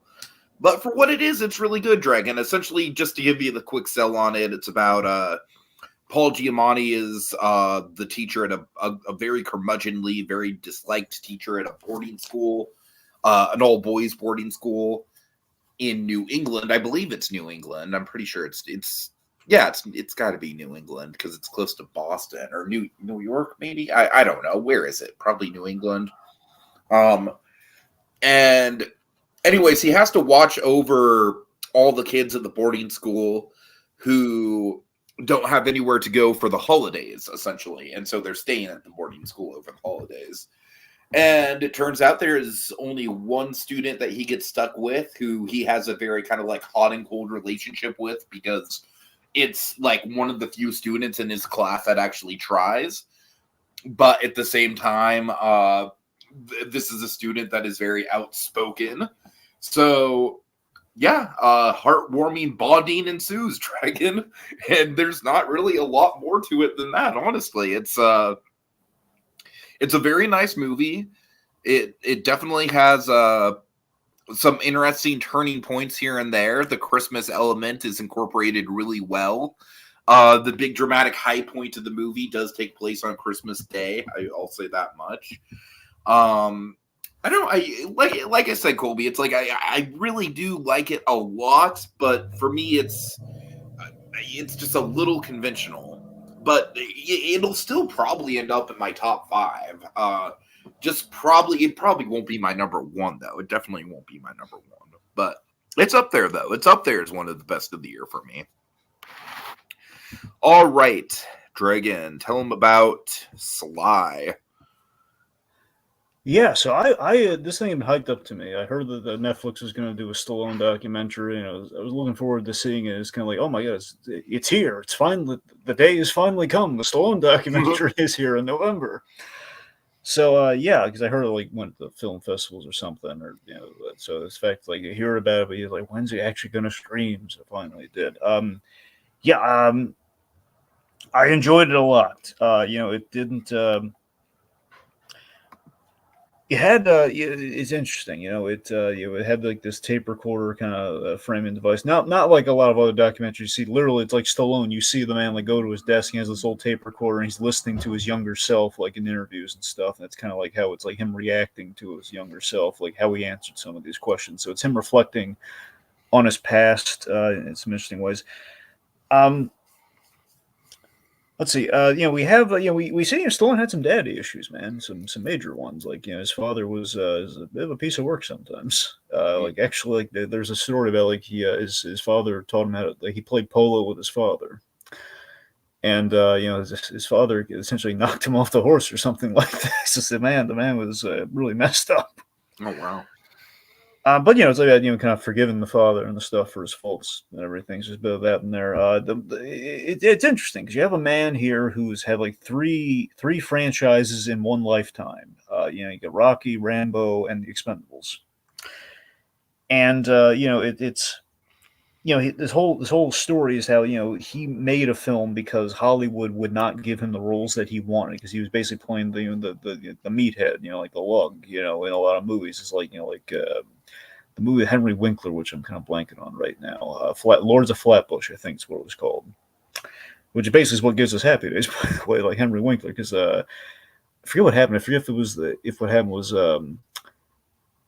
for Happy Days they thought it was Stallone, but they actually got Henry Winkler, or vice versa. For how they like when they were doing the casting call, it's like, no, we want the guy with the greased hair and everything. Like, oh, you want this guy? No, the other guy. One of the big guys. Anyway, but yeah. So it's it's like it's how we get Rocky, and the man very much kind of like he carved his own path, put elbow grease into it. It's I don't know. He's moving from one house to another. And have all these prolific Rocky statues that are being packed away, so it has like some nice visuals to it. I mean, I don't know how much. What do you know anything about Stallone or like what do you? Not much outside of Rocky, honestly. I think you should check it out, man. I think you get a kick out of it. It's a comfort watch. It's a comfort watch, man. I'd say give it watching that. There's a funny moment where we kind of talk about his rivalry with Schwarzenegger, and they were very much in the '80s. They were the two juggernauts going up against each other, and there's this really funny story about. I suppose it gets into his fallout with the Creed movies at all. Well, that's the thing.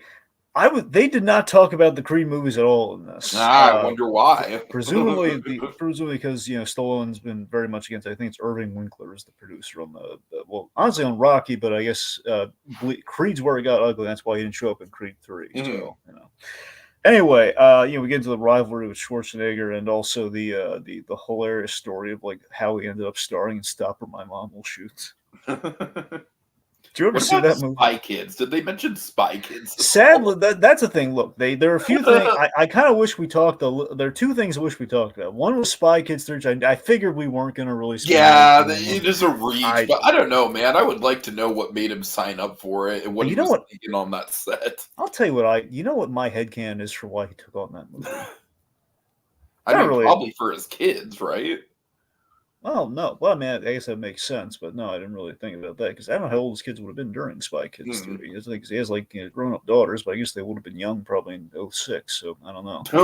Um, I mean, for I me, don't I know. would He have. could have had nieces or something. I don't know. Look, this is my. No, you're right. Yes, he could have. For me, because he does have a brother. It's Frank Stallone. So it's, I don't know. Oh, Anyway. Well, by the way, I've told you this. Frank Stallone has a documentary on Amazon. It's pretty good too. I do remember you telling me about that one. I Yeah. think it's To Be Frank. I think that's what it's. Anyway. Oh, of course. It's... Anyway, but no, I like to think because for me, the best part of Spy Kids 3 is Oh that yeah, scene. absolutely, without question. The scene between him and Ricardo Montalban in the giant CG robot head. Mhm. But seriously, that scene between the two of them is a beautifully acted scene. It's a really good scene. A silly movie. It's that I have to imagine that has to be why Stallone takes on me. I He has to still be. remember how exciting it was to see that movie in the theaters, though. Me too. I was there. I actually, you know where I saw that movie, Dragon? Where? In Reno. I'm But not even Tiki, kidding. you don't want to go back to Reno. I don't want to go back to Reno. No, but seriously, I have to imagine that's got to be why he signs on if he gets to play a scene with Ricardo Montalban. Yeah, for sure, for sure. So there's one movie actually that I'll be talking about later. This documentary showcase. I was like, man, I have to see that movie. That sounds amazing. And I was able to Mhm. find it, and I was able to stream it. It was cool. But here's the thing: I was hoping they were going to talk about his recent show that he did, Tulsa King, which I really liked. But I don't know if it was maybe because it was in production when they were filming this or not. But it was sadly they don't talk about it. Yeah, it might be like a studio thing, probably. Also, they Since it's a currently ongoing series. yeah. And plus, I don't know how the rights working between Paramount and Netflix. That's what I'm Those saying. Yeah, credits exactly. transfer. But yeah, also he doesn't. This is interesting. The big thing people are probably talking about with this documentary. I don't know if maybe you heard about blurbs or anything. So Stallone has two sons. He has mostly has like three daughters. I think he has like three daughters, and he has three gorgeous daughters, and two sons. And one of his sons sadly passed away. And the one that was in the Rocky movie, the one was in Rocky Five. His actual son playing his son in that movie. The one who essentially, the Milo Ventimiglia was playing Oh, yeah, yeah, sure, in sure. Balboa. So that's the same. That's in anyway. He passed away. It was I forget if it was a drug related matter or not. And he has another son, and that's he doesn't really talk. You get it's hard to describe. There's a really emotionally driven moment, and you can feel the very strong undercurrent where he does not talk about his son public, but he meant it skirts around in the documentary, and you can feel that he's getting emotional, like thinking about his son, how his failings as a parent Mhm. to his son. So it's really it's really it's a gripping moment in the documentary for sure. And given that he doesn't publicly talk about that, it shows something, you know. Anyway, I would recommend checking out Sly. Anyway, All right, next up, Dragon. Are you ready for the most fucked up Barry Keoghan performance you've ever seen in your life? Because holy crap, Saltburn delivers that. Yeah, man. This is the follow-up to Promising Young Woman from Emerald Fennell.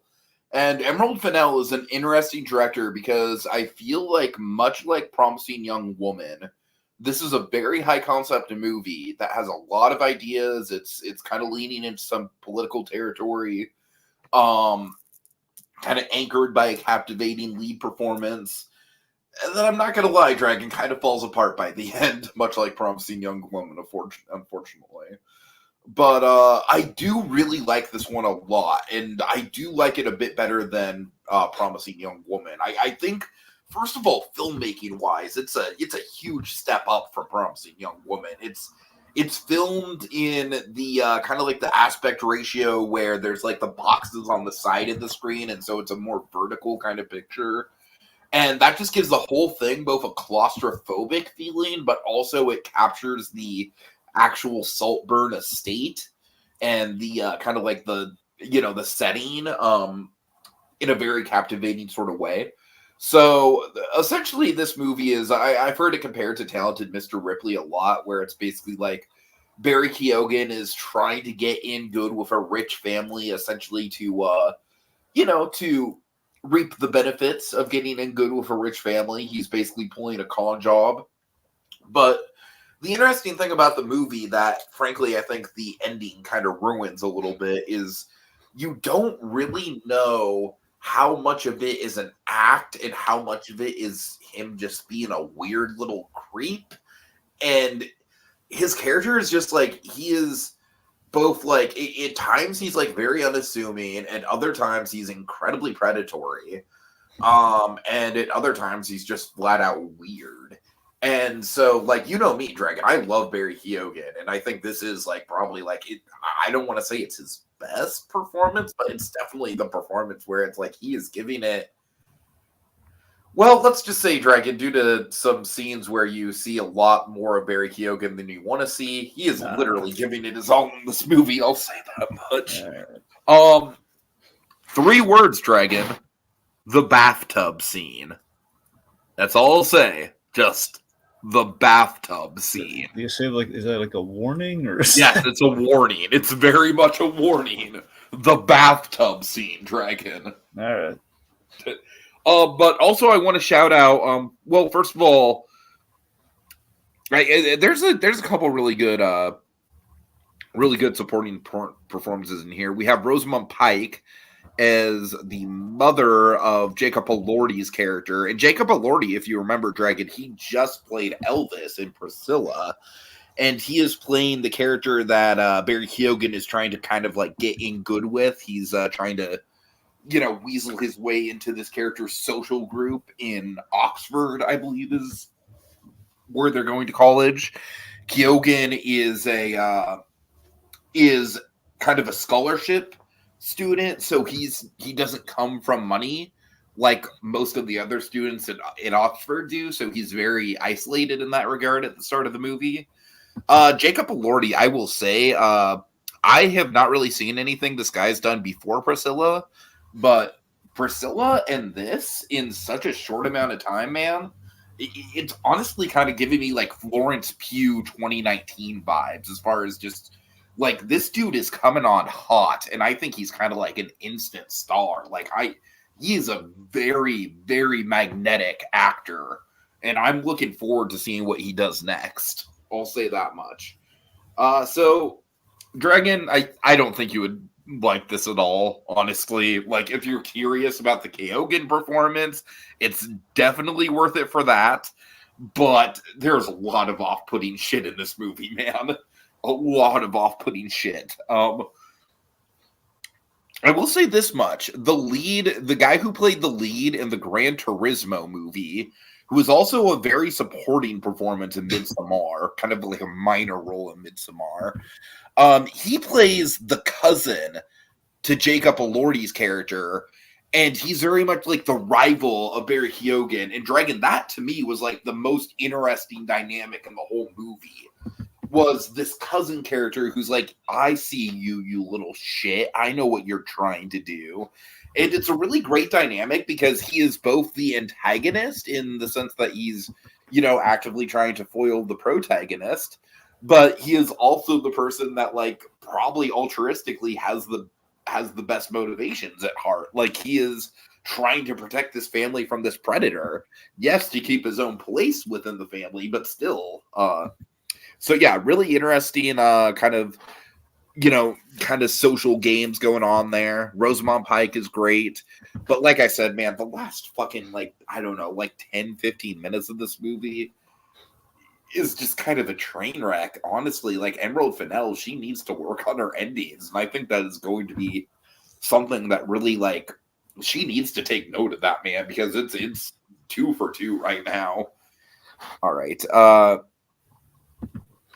Let's see. Keeper Colby says, I think Divine Joy Randolph could take Best Supporting Actress since Lily Gladstone campaigning for actress, man. That's just a weird decision, especially once you've actually seen Killers of the Flower Moon. I don't know. But I agree. I would definitely support Divine Joy Randolph as Best Supporting Actress for sure. Let's see. Keeper Colby says Barry Keoghan is the epitome of a weird little creep in general, but definitely in this movie as well. Oh, yes. The bathtub scene. All right, moving on. Good Burger 2, Dragon. I haven't gotten around to it yet, but does it recapture that sweet, sweet 90s nostalgia? I mean, well, yes and no. Okay, that's kind of what I uh, was dreading. well, I mean, It's the thing. Like, how much did you really love the original Good Burger movie? Yeah, not much, honestly. That's what I'm saying. I mean, it's okay. So this is It's the one of obviously those this is, movies where it's like, yeah, it probably could have stayed a sketch. yeah. So this is the Paramount Plus sequel to Good Burger. I think it has a lot of nostalgic charm to it. So now I would recommend you watch it. I think you owe it to Mhm. yourself to watch it. It's it's just good to see the boys back. That's just the main thing I can tell you about this movie. It's just I personally I wish for Keenan and That's going Kel, to be but the next The Boys spinoff. Is just Keenan and Kel are the boys. God. All right. Anyways, I'm sorry. But I admittedly I wish it were just Keenan and Kel, like that is the movie. But Good Burger, Yeah, that would I think be the even better reboot for sure. to me, Yeah. that's the one I really would like to have seen. But I understand there's a branding thing. Good Burger gets a lot of people love Good Burger, and You obviously can do it's the like the pop up restaurants. plus that, and you have Mhm. obviously you have the catchphrase and everything. Here's the thing, we did here's the thing in the movie. They did work in the orange soda line. They did Oh, work in the really? whole. Oh, nice, They do. nice. There is a moment where they do work in like there's they. It's like them saying, "We know people really want Keen and Kel, but and also there's like a little like I forget if it's like in a memory or like a special thanks to like Coolio, so it's mentioned in there, which is Uh-huh, nice. uh-huh. It's a sweet move. But anyway, yeah. So here's the thing. In some ways, this movie made slightly more sense than the original film, but has the same failings as the original film. So in that respect, it's like not really better or worse than the first movie, but it's a. I mean, filming wise, I think it looks It doesn't have Abe Vigoda. that. However, there's a really sweet little thing there. They have like this little like a wall. Clearly, one is not on the wall of like previous employees as you can tell. Oh my god. However, you're gonna love this. There is a gag where Ed is trying to think of the previous person. So Ed owns the Good Burger now. Mhm. He owns the Good Burger, and he bought it presumably from the franchisee, the owner, who the manager. It sounds like they're talking about the owner of the manager. The point being, you know who they're trying to reference. Yes, yes. And he Are they can't very find. deliberately like They're beating around yeah, the bush with like they can't find the picture of the guy, like a Oh joke made, dude, or like that's it's like, fucking awesome. or like That's he I pulls love like that. he goes like a picture in his wallet of him, and it's like a dog, something like that. So essentially, it's so there's a lot. I think there's a lot of gags, and there's like all the reference to the all that cast. This thing is very super. This thing is coding with nostalgia, but it's not. I don't know if I'd say it's. I'd like to think it's not purely member berries, but clearly there's a lot of like, hey, we all I remember mean, these. frankly, a movie Yeah. like this kind of just exists for a member berries So meal, I mean, right? it is, but it's not like in a bad way. It's a candy It's bar for the yeah, brain. exactly. There you go. It's a Reptar bar for the brain. Yeah. But yeah, so so that's like with the Good Burger films. Period. It's hard to make a plot out of Good Burger because it's a comedy sketch. It's kind of hard to do that. In this case, they're doing it like a corporate satire, which is that's what they've been doing with both of these movies. They're kind of making fun of like the corporate, fast food going corporate. Hmm. So there's a bit of that. The real only issue true blue issue I have with the movie is that um, Jillian Bell, she's not a great villain, and we kind of call out how she connects to things. It's like, well, really, why did we bother? Why couldn't we just get the villain from the first movie? Why did we have Jillian Bell in there? I don't know why. Do they mention Mondo Burger? They mentioned Monobar all over this thing. Oh, Mondo Burger's like still the main like rival. I mean, Oh, that's cool. it's a corporate update of Mondo Burger, but Oh, Mondo is nice, nice. absolutely in this plot, and she's connected to Mondo Burger. But the way she's connected, it's like, why not just? I'm saying we're gonna go. If everyone else comes back, why couldn't we get? I don't know. So here's the thing: we have Was the another. villain from the first movie anyone notable? Not really. That's the thing. So I mean, maybe that guy just dropped off the face of the earth for all we know. I have to assume that is the case. It just feels like kind of weird that we went Jillian Bell and still like, let's just dig that guy. We'll look up and see what that guy's doing. Anyway, so here's the thing. While we have her, we also have a side villain. I think the side villain could have been the main villain. I thought he did a really good job. Oh, really? That's Little funny. Rel Howery. he plays this smooth talking like guy trying to get Oh, he's ahead. great. Yeah. So that thing, so he's great. And he actually plays a really compelling, like not compelling. He plays a really smooth, like kind of bad guy in this. I think that guy was far more interesting than Jillian Bell, and he's there. Why can't we make him the bad guy? Mm-hmm. So there's a lot of fun references to all that and Good Burger and everything, and it's again, it's a charming look back. It's not thought provoking, but it's a very charming look back. Okay, Dragon, this guy is very much like a situation where he fell off the face of the earth. Okay. His last movie was in 2007, but it doesn't even have a Wikipedia article. His last movie that actually has a Wikipedia article is from 1999. So yeah, very much this guy fell off the face of the earth. All right, well there you go. It's funny though. There's a character in this. There's a fun celebrity camp. It's a minor celebrity camp, but a fun one. Like I love when this actor shows. He's really funny. Fula Borg. You remember Fula Borg, right? Who? I'm sorry. You remember Javelin from the Suicide Squad movie? Sure. Yeah. Yeah. Fula Borg. He's a funny actor. He pops up like in The Rookie and stuff. That guy's funny. So he played like this German foodie. Mm-hmm. And part of me thought when we would have our big villain reveal, I thought he was going to be the that would have been fun. Because the idea is like he did like a thing where he went to Good Burger, he's filming it, and he's having a great time. And so I thought, okay, he's going to be the guy behind the Good Burger. He's had a good time at the Good Burger. Mm-hmm. But we didn't. I watched this on Thanksgiving, so I thought it was a good time on Thanksgiving. So I rather enjoyed it. My Thanksgiving movie's better than yours. Well, I'm sure it was, Tiki. I'm just saying. All right. Speaking of movies that could be appropriately watched on Thanksgiving in a certain context, a rough transition. Yeah. Hunger Games, yeah, The Ballad of Songbirds and Snakes. As if someone arranged this purposefully. All right, so Dragon, I've never really been the biggest Hunger Games fan, and for me, the appeal of the movies has always been squarely on the adult cast. I think Woody Harrelson is great. I love the character of Effie Trinket. I think she's like probably the best character in the whole series by all intents and purposes.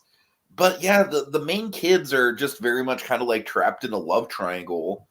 And so for this movie, I was very intrigued with the idea of like, okay, like we're basically going back and we're doing like, a scaled back, almost like more gladiatorial version of the Hunger Games where there's not all the technology at play. It's very much just the kids locked in an arena with a bunch of weapons trying to kill each other. And I will say that the movie does a good job with the games. It does a good job with building stuff up, and I have always liked kind of like the commentary on reality TV that Hunger Games is, and it does a good job in that regard. What it doesn't do a good job with, in my opinion, as someone who's not really like that deep into the books, like I haven't read the books and I'm not really that big of a fan of the movies, is that I think this movie really doesn't do a great job with the origin story side of things, because essentially Dragon Act 1 of this movie is kind of like, setting up the games, and then Act 2 is when the games start, which is very much par for the course with Hunger Games movies. That's very much the traditional structure. But then Act 3, man, Act 3 of this movie is fucking baffling, because essentially what happens is that the Rachel Zegler character, spoiler alert, she ends up winning the game. She's the character that President Snow is mentoring, and she wins. He's not President Snow at this point. It's complicated. I don't fucking feel like getting into it. I'm sorry. There's a whole love story going on there. She ends up winning the games. She's the one person who survives. And then the movie fast forwards a year or a couple years or something. And Snow is being sent out to District 12, where the Rachel Zegler character is, with his Eminem ass haircut that is super distracting. He looks exactly like a young Eminem. I'm sorry, it's just super distracting. And all that stuff in District 12, it could have been an interesting movie in its own right, because it's all about kind of do you stand with the rebellion, who is in the right, or do you cover your own back and maybe turn a blind eye to some of the atrocities that the people that you're working for are committing. The problem is they just speed run through that shit, man. They speed run through that shit. And so the whole final act of this movie is just super messy. But I will give it credit, much like the original Hunger Games movies, I think by far the best performances here were the adult characters. Peter Dinklage plays the original creator of the Hunger Games, and he's kind of like this great looming presence who very much strikes an authority figure kind of complexion, but also has, a lot of regret about being the person who designed the Hunger Games to begin with. He's doing good. Viola Davis is like she is something else in this movie. She is basically like the person who's designing the actual games, like what you act like the arena and stuff. And she is like, I don't know, she is really channeling something here. She doesn't have a lot of screen time, but her performance is inspired. And then Dragon, by far, my favorite performance in this movie, and honestly, I would take a whole movie of this guy. Jason Schwartzman as Lucky Flickerman, who is the son of the host of the Hunger Games in the original movies. Or I'm sorry, not the son. The son of Lucky Flickerman is the original Hunger Games host. And Schwartzman, man, he is like doing just such a great commentary on the Hunger Games and trying to keep them interesting, and he's just got such a dry sense of humor to him, and I ate up every second he was on screen. I loved him. But yeah. Okay. So just to address Colby here, he says Hunger Games is better than I expected, but it really should have been trimmed into 2 movies, which is super ironic because that's what ruined the Hunger Games the first time around. And that's exactly why it didn't get cut up into 2 movies, even though you're right, it probably should have in this situation. The Dink was shockingly good, and Viola Davis stole the show. Viola Davis was great. She was truly channeling something. But again, I truly think that Schwartzman was the one that stole the show. I was hanging on Schwartzman's every word, man. But as far as performances go, I mean, like I said, Viola Davis's performance in this movie is just, the word I have for it is just unique. All right, Dragon, tell me about Quiz Lady, because I'm pretty sure I'm interested in this one. Oh, Tiki, you're going to be really interested in this one. Okay. Yeah, this is a real treat, my friend. This is a Hulu film. Probably the best of Awkwafina I've ever seen. I thought she was. You haven't seen The Farewell, have you? I have not seen The Farewell. That's like the one performance of hers that's actually like dramatic. But yeah, well, this isn't the thing. This is a comedy. It's not drama. But Quiz Lady is it's. So Awkwafina plays kind of a straight man in kind of her comedy duo here. So it's her and the wonderful Sandra Oh. Of course, Sandra Oh, she can do no.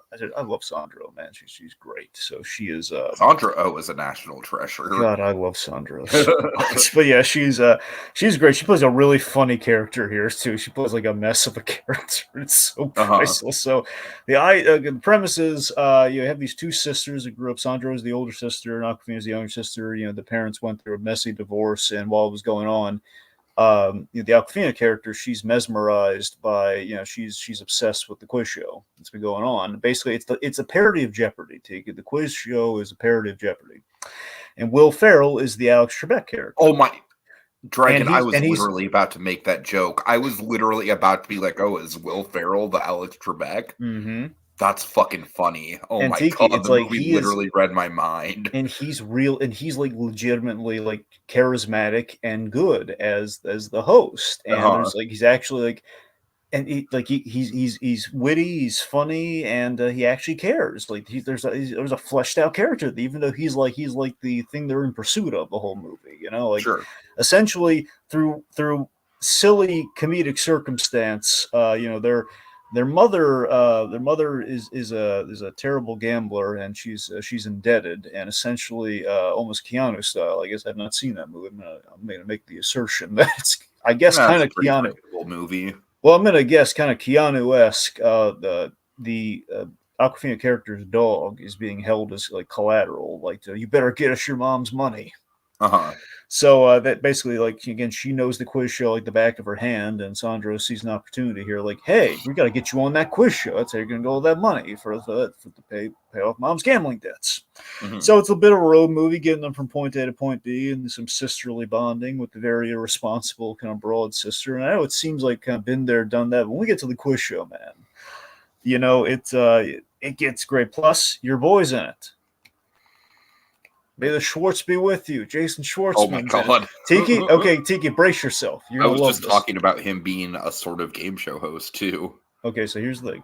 So Schwartzman is like a parody of Ken Jennings, but Oh evil. my God, But here's like perfect. he's evil Ken Jennings. Okay. Oh yeah. That sounds great. So like, he's like an evil Ken Jennings. He's like the guy who keeps winning on the show. And I mean, like, honestly, if you were playing against Ken Jennings when he was on the show, he was evil Ken. So Jennings. that's what they're doing, man. It's like, what if Ken Jennings was like less subtle? That's essentially. So so there's some genuinely sweet moments in Act 3. Act 3 is where it really all comes together, man. I mean, that's what I'm saying. So it's very enjoyable. It's a solid comedy, even getting to that point. And it's, again, honestly, I think we all have like universal game show love, and I think this is kind of a celebration of it. We're not putting down game show fans. It's like, it's the game show, and it's just kind of like it was like the happy place in the midst of the divorce for this character. So it was like a good. So it's like it's very much closure in kind of her emotional arc, and also last Paul Rubens appearance. Oh damn! And it's I don't want to give away what happens. It's pretty funny. Okay. All right. Colby says all this sounds great except for Aquafina.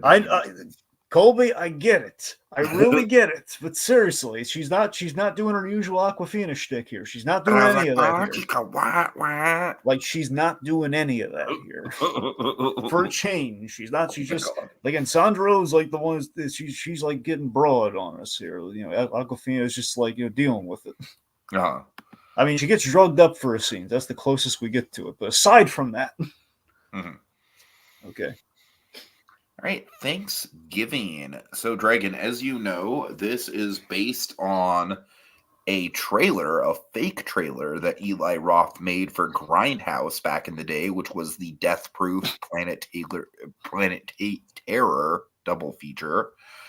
And the whole cell is essentially like there is a guy going around Plymouth, Massachusetts in a pilgrim mask and killing folks in a variety of very brutal ways. And yeah, this movie more or less lives up to that. But I do think that it's a little half-baked in spots because essentially, Dragon, what this movie kind of boils down to is it's a Scream ripoff. Like, really, at the end of the day, that's more or less what it is. It's basically just like a whodunit slasher where it's like you don't know who the killer is. There's a number of suspects. There are some fun scenarios. Frankly, I didn't really like any of the characters, and that was a really big drawback for me. I know that that part of the cell is that they're all assholes and they're kind of getting what's coming to them, but I don't know, man. It's like slasher movies have always kind of been like the one genre of horror that I don't really get into that much.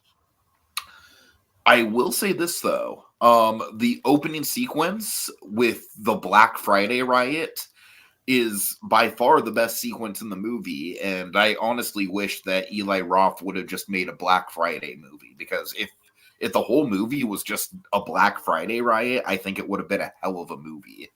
But you know what? This movie is being very highly reviewed for people who are fans of the slasher genre, so I don't want to poo-poo that for them. It wasn't really personally my vibe, but it did have some decent set pieces in it. But like I said, just for me, the whole thing just kind of felt derivative Scream, more or less. All right. Is it me or is Thanksgiving trying to be like Halloween? I mean, like, yeah, it's kind of the Halloween thing with the titles, but trust me, as far as the actual vibe goes, it's very Scream. Except without Matthew Lillard. All right. Dragon, tell me about Leo, because I gotta tell you, man, the character designs are the thing that kind of holds me back from watching this. I think they look like ugly lizards. And I don't know much about it except it's the Adam Sandler ugly lizard movie.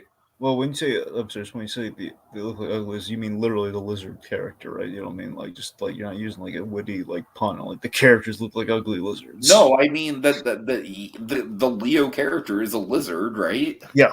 Yeah. And That's I don't really like his character design. Right.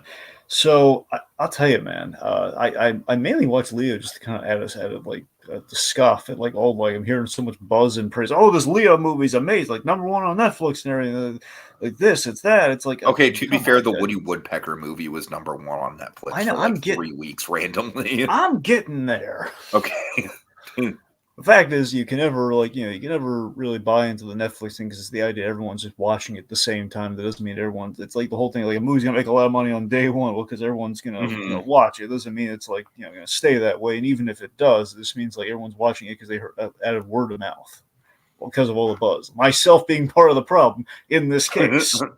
But I don't know. It's just something like I was kind of curious because I was like, if you look at the reviews and like it's getting like really good reviews and everything. It's like, here's the thing, because at first glance, like you, my friend, you're thinking, man, this looks like those infamous movies that we would see, which would be like the knockoff animation studios, just like like cobbling something together and having a few voice talents there, just to kind of draw some business in there, like the most forgettable of the animated things. So it's like, okay, there's something we're missing here. I don't know, something I needed to fill a spot on the list, because someone's going to the movie theater left and right. Oh my God, I was going to the movies so much this month. That's what I'm saying. It's like, okay, well, I got to fill a space. I've been kind of curious about this. It's there.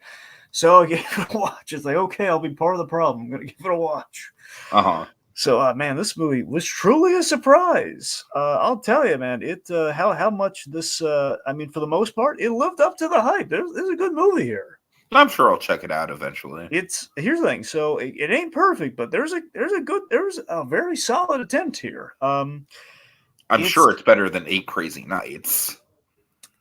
Yes, but 8 Crazy Nights does have good animation. They got to give it. Well, yeah, that's not the problem with 8 Crazy. I know. I'm just saying that's the frustrating thing. But and that this has a story. Morally and ethically, this movie is far better than 8 Crazy Nights. Anyway, the fact of the matter is, So Adam Sandler in animation, oddly, is where a charm factor some kind of exudes, because you have this and you have, I guess, recent animation. Sorry to clarify, is where that exudes, because you have this and you have Hotel Transylvania with him as Dracula. And, I would not describe his character in 8 Crazy Nights as charming in any way, shape, or form. Yes, thank you. Recent. The resurgence of Adam Sandler animation, between Hotel Transylvania and this, it seems to be kind of like an X factor that he has not been able to carry over in live action much these days. Much. That's the thing, because it's deceptive with the animation style, which looks at first glance looks like like all those kind of knockoff things of the animation that we've seen before, where from a distance it looks like that, but the animation close up is like, okay, well, we got our textures looking pretty good here. I mean, I think the lizard looks a lot better in context than he does from the trailer. So I don't know if maybe that'll sway there, because there's some kind of movement on the faces and stuff. But he's a very restrained character because he's an old character. So because of that, it's not going to be very lively in the facial animation. Well, what's it about, man? Because I don't even know that much, honestly. Okay, that's in the premise. The premise is pretty solid. So here's the main reason you're going to want to watch it, Tiki. So we have 2 class pets it's in grade school. I forget I think the 5th grade. Oh no, sure. It doesn't just do the Toy Story thing where there's one old one and then the hot new. No. Okay, good. I'm getting. Okay, I'm sorry. It's just you said the setup, and then I know he's an older pet. So no. Go ahead. So it's Adam Sandler and Bill Burr. Oh fuck!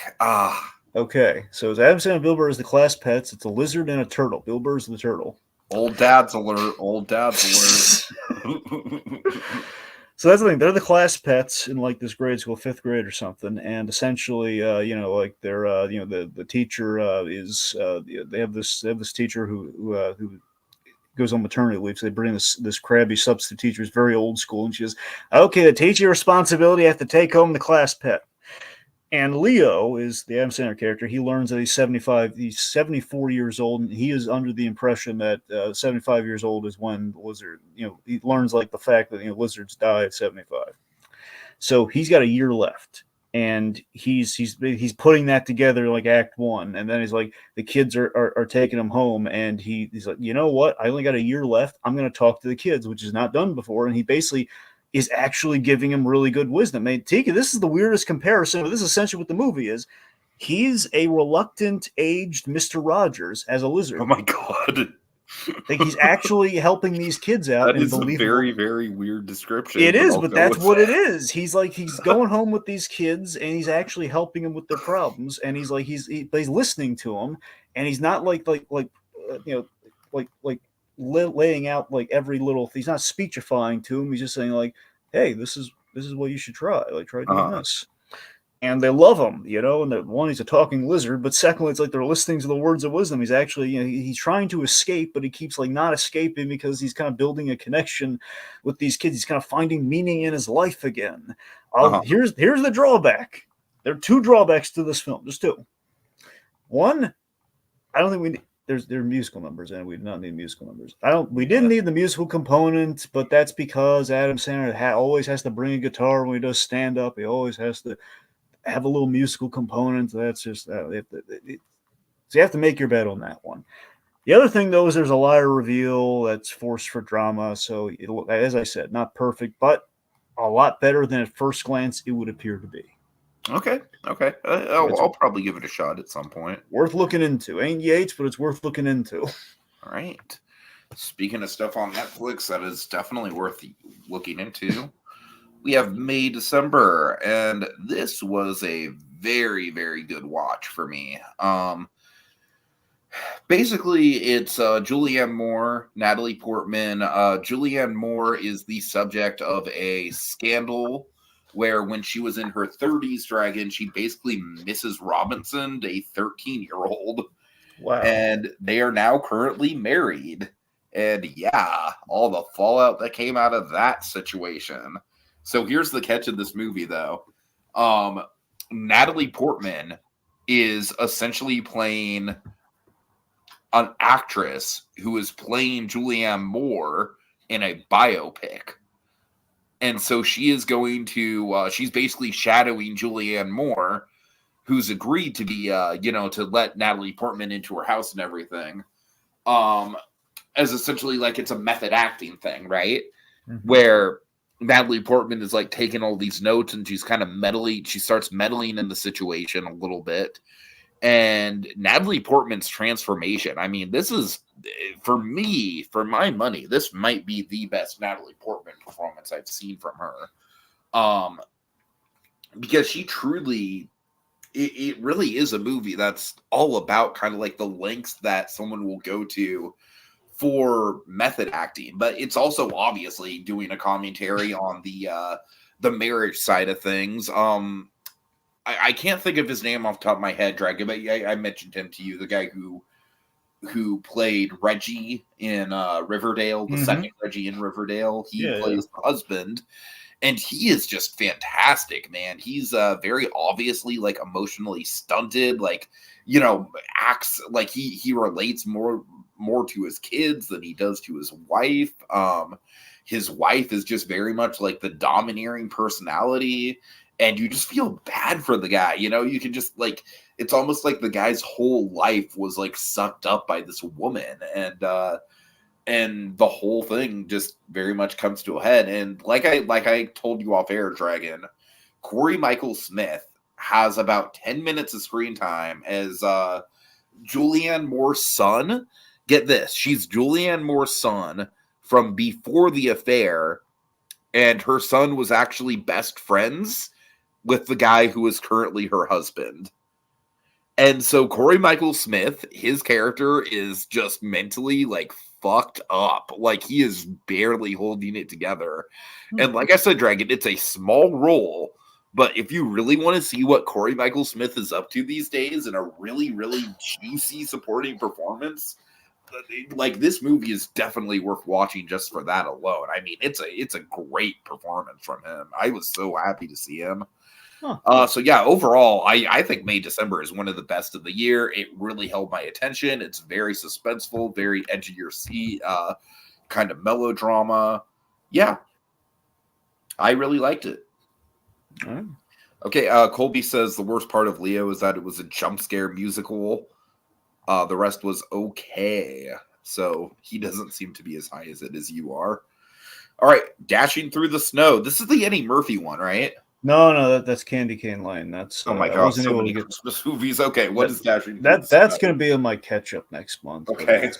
Anyway, yeah, Dashing Through the Snow. This is the Disney Plus Christmas. This is supposed to be like 2 Christmas movies. This is the one with Rel in it.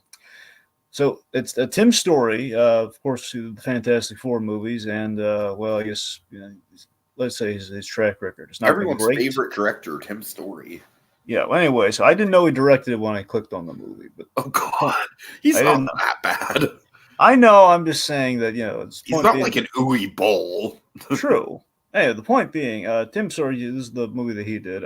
Seriously, so Disney Plus. They doing their traditional Christmas movie as they have been for the past year since they've been active. It's basically Rel as Santa Claus, and as I said before, it's not Yates, but it is better than I expected. Seriously though, it's ludicrous. The talent that is ludicrous. Was he like a rapper or something? Yeah, he was a rapper. Yes, that is correct. Yes. I know that much. Ludacris, he plays. Here's the thing: is Ludacris like on his own like merits here? He plays this really likable social worker. I mean, the opening of this movie is what sold me. I gotta be honest, the opening's really strong on this movie. Where essentially Ludacris was, he was this kid who, he went to the mall, told his parents are again they're on the precipice of divorce, I guess, separate or either divorced or separate or about to be divorced, and he basically asked Santa Claus at the mall like to get his father like a fishing rod, so like he could say it was from the mom, and maybe that would get them back together. It's a real humble, real nice, honest thing the kid asked for. But the Santa Claus in question at the mall was actually almost like Home Alone style. He was a burglar. So he broke into the house. So like his Christmas memory is very damaged. Like he told Santa, like, where do you live? So he told Santa where he lived, and he broke into the house. His father is like fighting his father's fighting the Santa Claus, and destroyed his family. He hates Chris. He doesn't trust Santa. And I mean, that would do it. Yeah, and so that's the thing. So he's a social worker and a really good guy. Like he actually is helping like people like in crisis situations. So he's not a cop, but he works with the police as like a crisis management kind of guy. Like if someone's like about like there's the opening scene of this movie, the first scene of this movie very solid. And I'm not saying like it goes down from there or anything. I'm just saying we have that opening and then we see what he does after that trauma. Where he helps people in crisis. They have a homeless guy who seemingly might like kill himself, and he talks him off the ledge. It's a really good scene. And he, that's the thing. He is a good family man. He's kind of in a separation, the situation here, and likes his, everything's going good there. So he is. Anyway, point being, then we kind of get into the kind of knock off of Christmas Chronicles kind of situation in the movie where we have Rel as Santa Claus and a cool Santa. He's a good Santa. I want to be very clear. Rel is charming as. It seems like he would be a good Santa, honestly. I think he's a solid Santa. He's good with the kid and everything, but he can very much feel like when our take on Santa here and generally our plot is very much like, okay, we want a fun Santa and we want to be along with Santa on a reluctant journey in kind of a town setting. So. Like a little city setting, so it's going to be very much like the first Christmas Chronicles movie. So there's a lot of that there, right?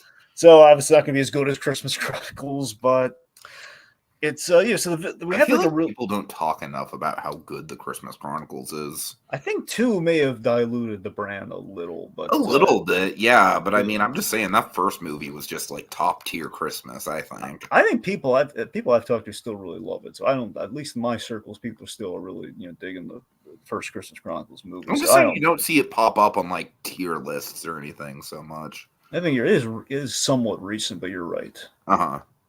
Regardless, So here's the only downside I really have with this movie is that we have like our villain plot is kind of dumb and silly, where it's like, really, this is our villain plot? Like, do we really need a villain plot here? But I guess we kind of do to have some run around go on.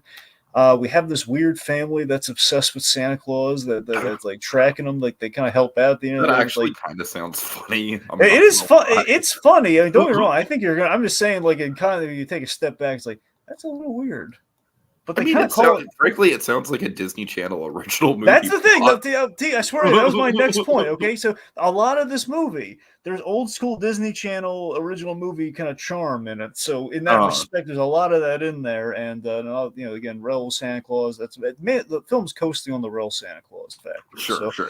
but yeah, you're right though. There is a lot of kind of like the Disney Channel. Same with the movie. Same with the villains and just like this weird family. So there's a lot of that in here. So it's a fun throwback and it's actually a I'm not competently gonna made lie, movie. that whole element is kind of like the thing that sold me. That's what I'm saying. It's like this is a competently made movie that is not shooting for the moon. It's like Tim's story. Right, I want to right. do a fun Disney Channel movie, and he did it. So All right, he always fair enough. succeeded. Oh God. Okay. Well, you know what movie definitely doesn't shoot for the moon, Dragon? Oh boy. Next goal does not win. I take it. Dragon, this movie is fucking baffling, man. I have a very simple sell line for my feelings about this movie, and it's harsh, but I think it's accurate. I think this movie is going to go down as Taika Waititi's The Love Guru. Oh no, Dragon, it's that bad. That bad. Fassbender didn't save it?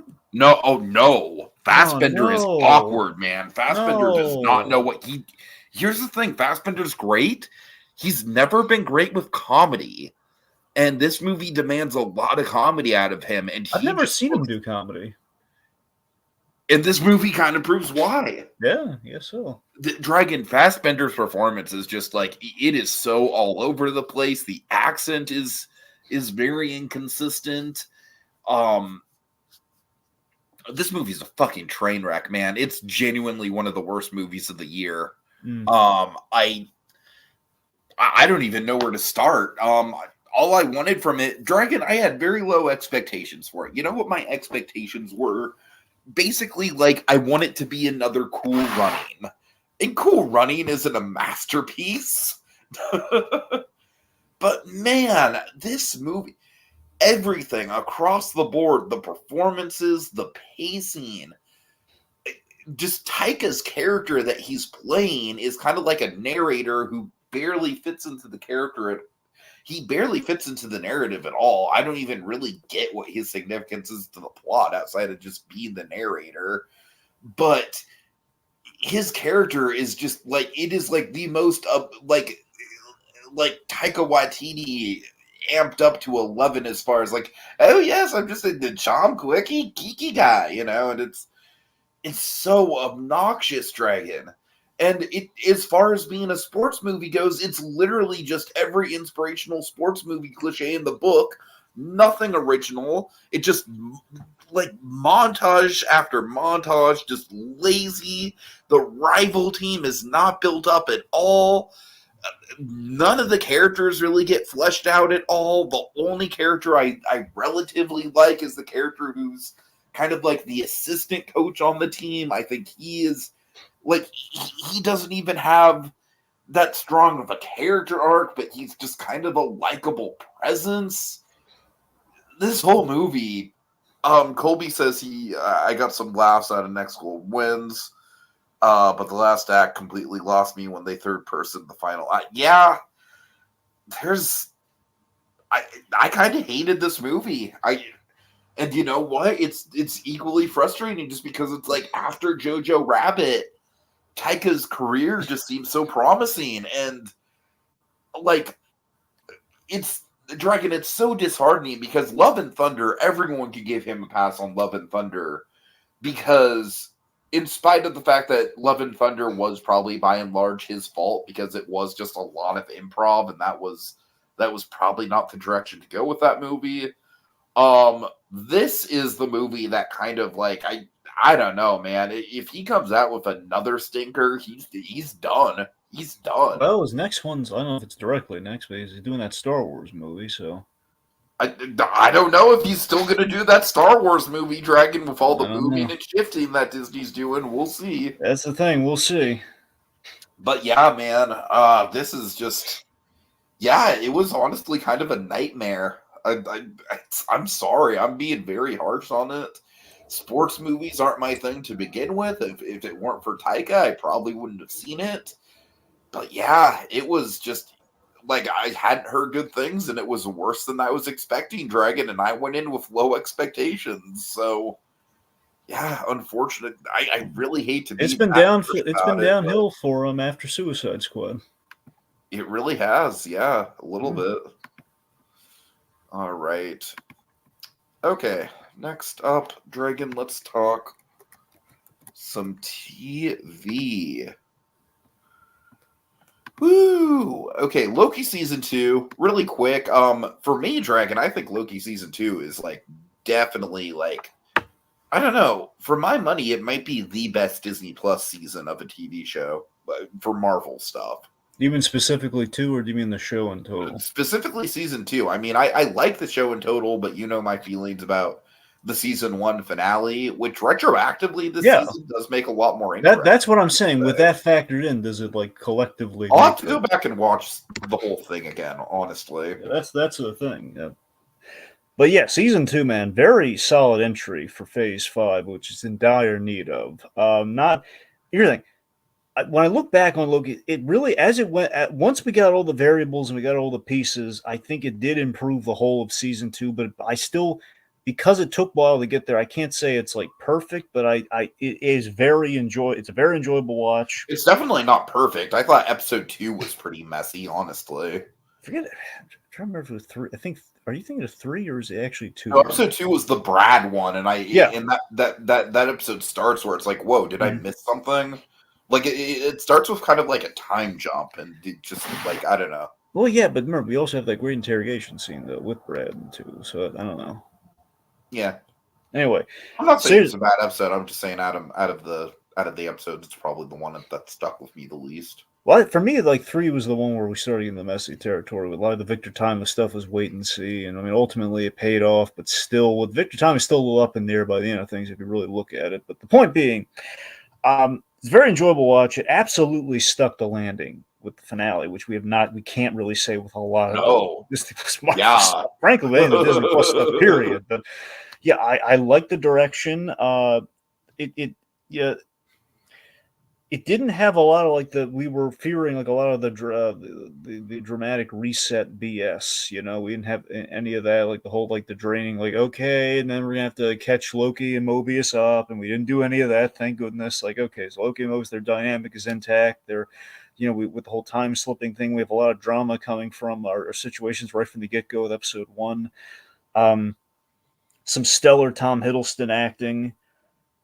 It just like is the thing of where the Kang stuff I think got a little confused because again we don't have all the. It feels like right now we're dealing with a lot of Kang chaos right now in the MCU and we don't know what exactly we're able to do and what we're not able to do. And I think after the finale I have a better read on what the Kang stuff's actually doing. I think it does make more sense, but still like getting there and how Victor Timely fits into things and where it is on the sacred timeline and all that stuff. That's a little.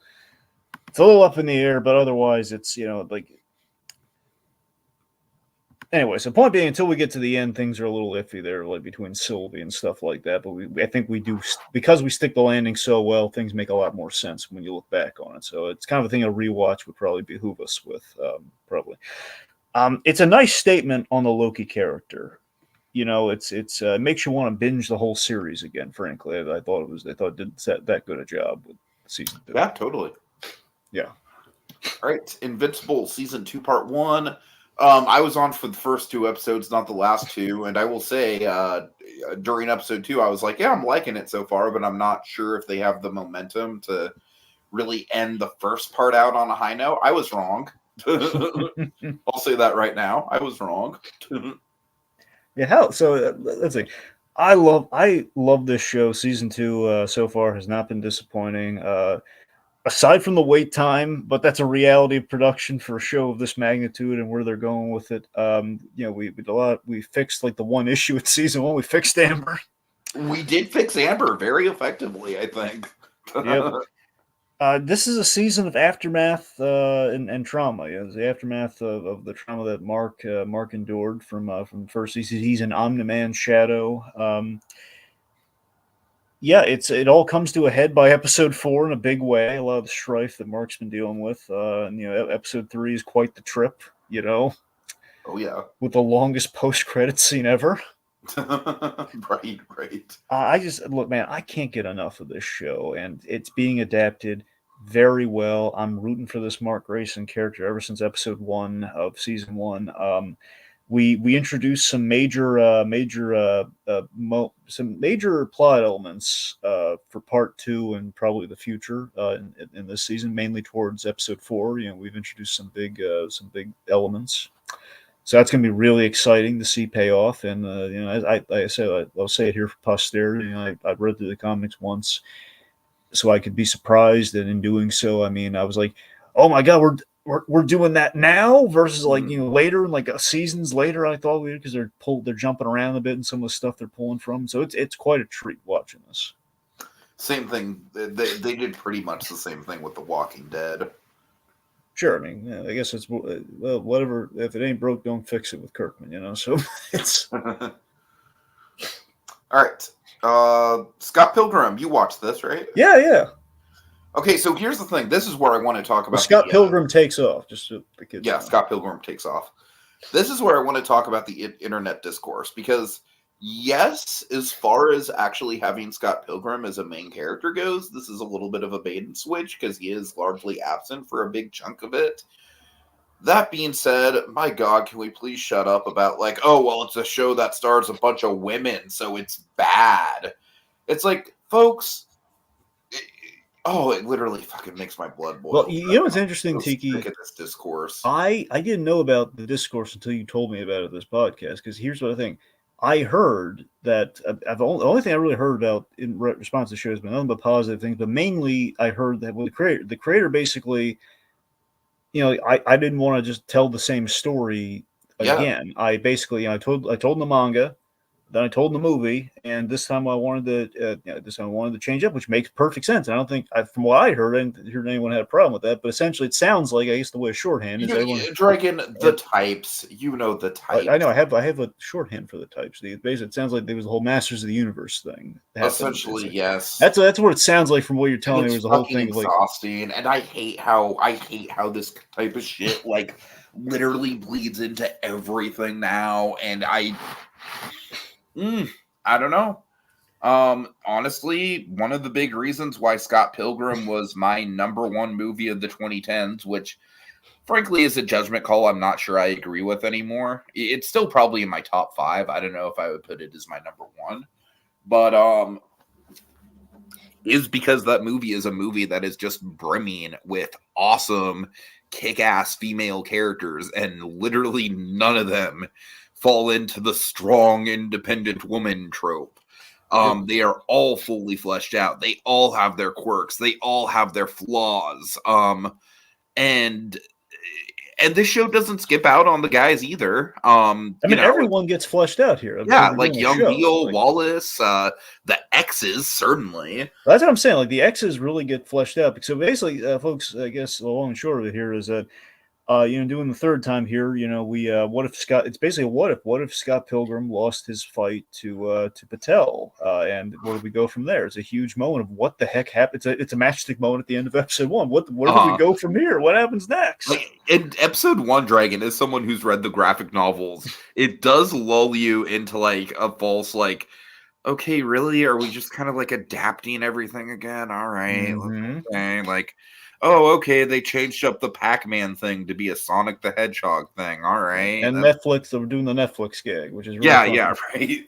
That was a really funny joke. Plus, recently, did you hear about the thing where Netflix, like anyone who has like the subscriptions, like the mail thing, they can get free DVDs? I did hear that they recently closed that. Yeah, which is cute. Anyway, but so we found this opportunity to flesh out all these characters and really get into the X's and do some interesting stuff with them with this whole murder mystery thing. I love what they do with Matthew Patel specifically.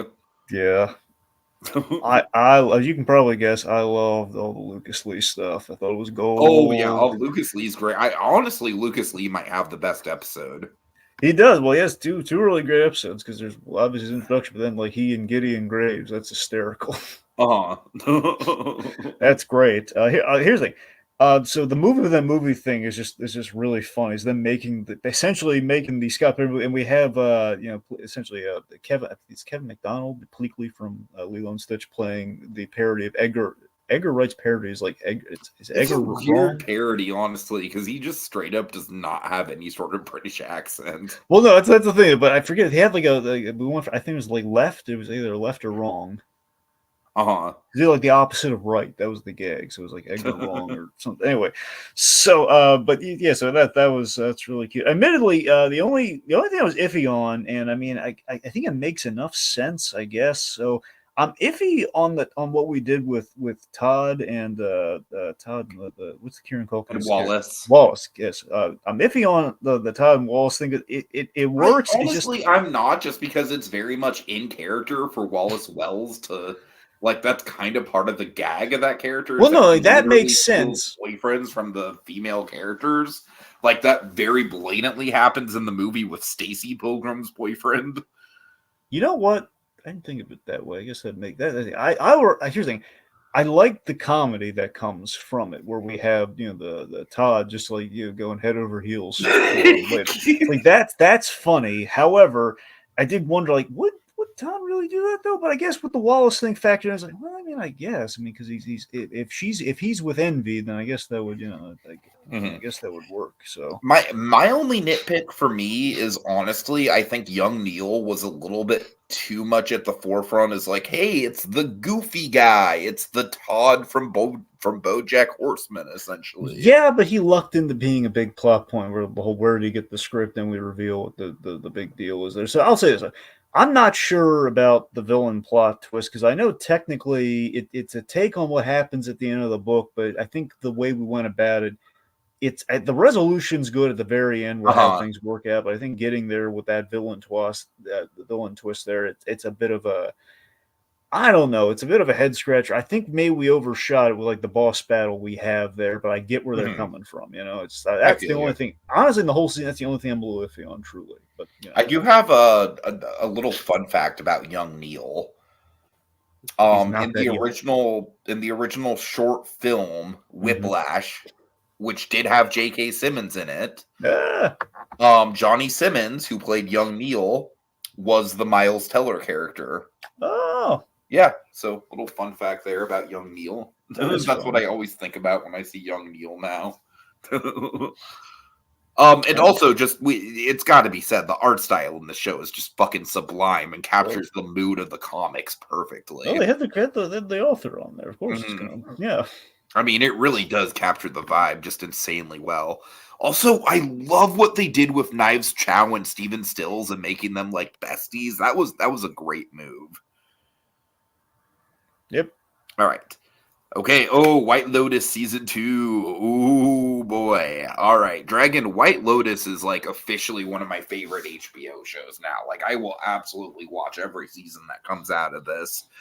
It is an anthology technically, but I do think that there is enough threads that they could definitely do a season 2 and kind of do what they did with season 2, where they follow up one character and then have the rest of the cast be new characters and it be in a different White Lotus in a different location.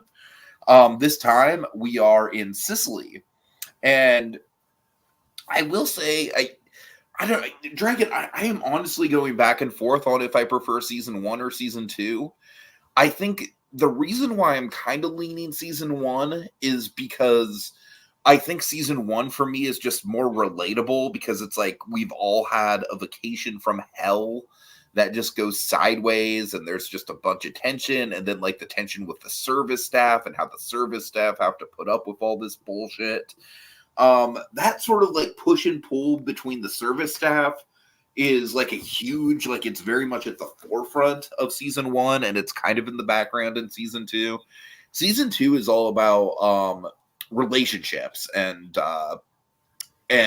basically what it does is it kind of like everyone who's on the vacation is in some form of relationship. So there's I don't want to go through the whole cast, but there's a whole bunch of stuff that happens, like as far as like like people sleeping with other people and drama in that regard and suspicions, and And then there's a whole mafia subplot that gets thrown into the mix, which is interesting, and it has a really fun payoff. But it's kind of like out of left field compared to season 1's tone a little bit.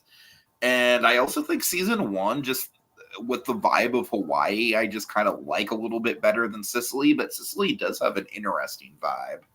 So, yeah, I don't know. Like, I do think that overall the ensemble of season 2 is a little bit stronger.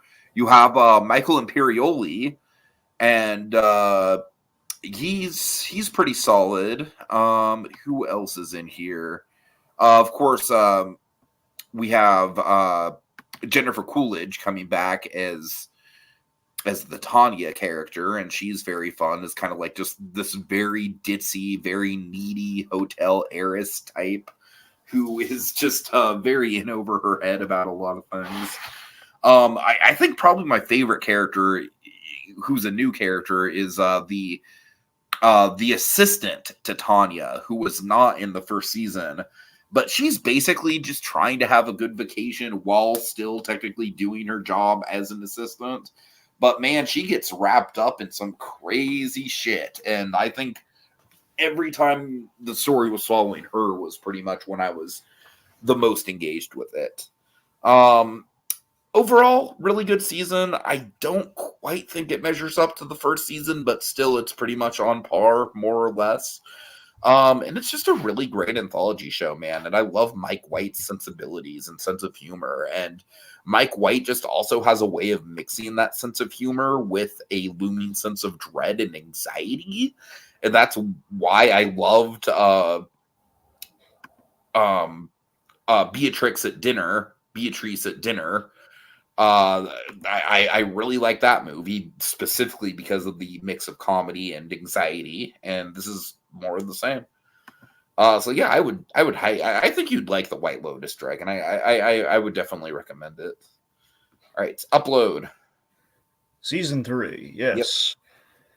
So yeah, this continues to be a fascinating show.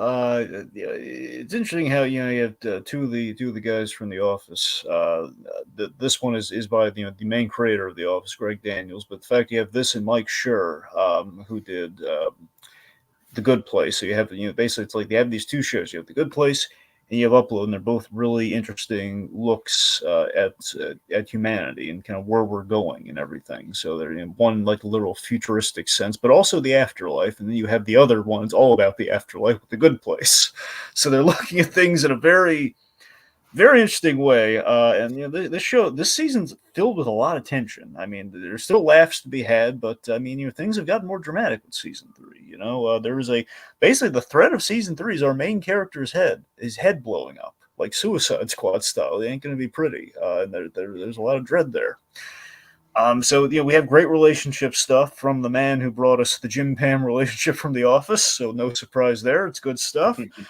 I'm impressed by the world building this season because we kind of go outside of the like the digital heaven landscape that we've had for 2 seasons with Lakeview. We've dipped our toe outside, but this season like we're out there fully.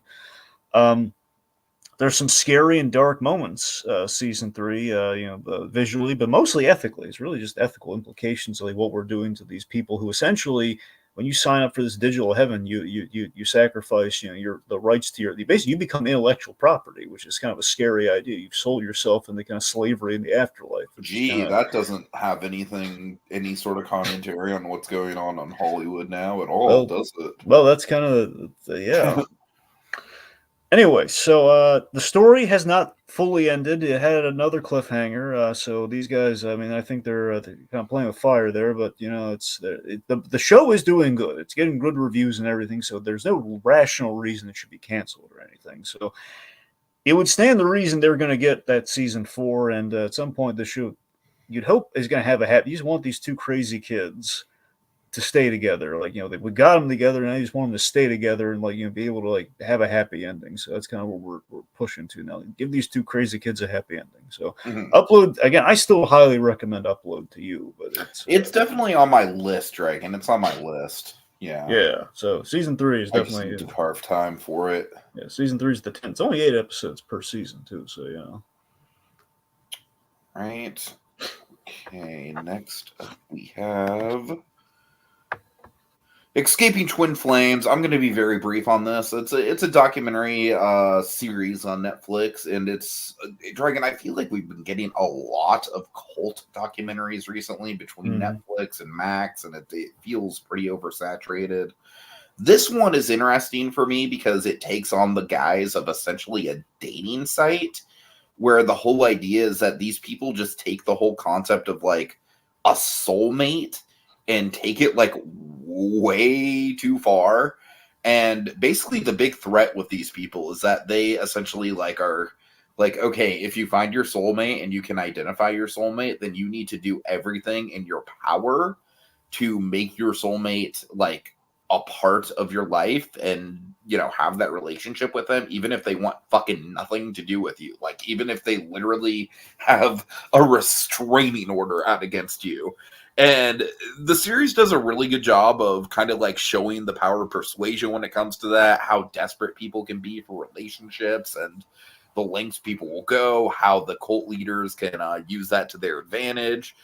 It's pretty effective. I know that you don't really vibe with cult shit, so I wouldn't recommend it to you per se. And I do think that the cult documentary thing is honestly kind of going the way of true crime, where it's starting to feel just a little bit exploitive, where it's like, okay, guys, do we really need all these series on these cults? But yeah, for what it was certainly an uncomfortable watch. Like not the Boy Scout documentary level of uncomfortable, but definitely uncomfortable. I don't know. It's not top tier Netflix or anything, but it was interesting for what it was. Like I said, the dating site element of it definitely was an interesting twist on the cult formula. My God, I'm saying formula, and these are real life stories. You see, this is a problem. This is the problem with this shit, Dragon. This is the problem with this shit.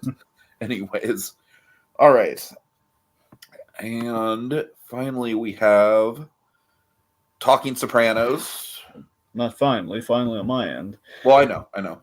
Yeah. So real quick. So Talking Sopranos. Essentially, it's this was like the big recap / rewatch podcast alongside the Office Ladies during the pandemic. Which basically this is the era when people were stealing our act, by the way, from Batcave. right. That's literally the idea. Like for essentially, these guys were actually in the show, but they never fully did a true watch or watch from start to finish on their show. So that's essentially what you have. Michael Imperioli and Steve Shrimpa. They do Talking Sopranos. They host it. They have a whole bunch of guests, cast and crew from the show. It's very thorough the way they cover it. Again, as if they were studying someone's playbook. But no, so this is good. Basically watching is like binging The Sopranos. Going through. I mean, if you depending on how you watch this, you could watch it as companion pies, but basically they would spoil they would skirt around the ending and stuff. So you probably would want to watch The Sopranos first and then watch this. I'll tell you, it's admittedly, the main reason I kind of hunkered down finally. I always meant to maybe get to this, but I mainly because my grandfather was obsessed with The Sopranos. He loved it like crazy.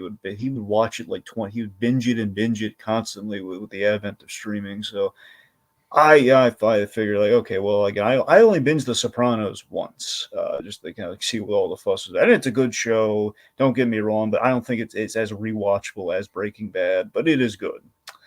So anyway, so it was kind of like rewatching the show again. So it was good. It was informative. It was good. It was a solid solid recap podcast. So but again, they basically put it as a show on HBO Max. You get to see the visuals and stuff. So Oh, yeah. All right. I mean, kind of sounds like they're just putting some YouTube content on us. That's essentially what it was. No, it is exactly that is exactly it. And you can probably. I mean, can I put like the latest season of the Nostalgia Critic on my TV next? I mean, the cool thing is they had clips though. That's the one thing they were allowed because they're on HBO. They had clips. All right, fair enough. They had they full. They could actually get away with the clips. And yes, sadly, folks, I'm sorry. I still watch the Nostalgia Critic, not because he's good or informative or anything, just purely out of habit at this point. Purely out of habit. All right. Anyways, okay, so TV for me, this is another one that can go by super quick. Icons Unearthed, The Simpsons. Dragon, do you have any idea if Icons Unearthed was done by the same people that did the toys that made us and Behind the Attraction? Wait, wait, do you know, or are you asking me? I'm asking you. I don't know. I didn't hear about this thing until you told me. I was kind of blown away by it, and I've been kind of watching through it a little bit myself lately. I haven't gotten really far in it, but you know. Okay, so here's the thing. I like this a lot, and there's definitely a lot of stuff. Like, even me as a pretty deep cut Simpsons fan that like listen to the commentaries and everything, there is definitely some stuff in here I don't know.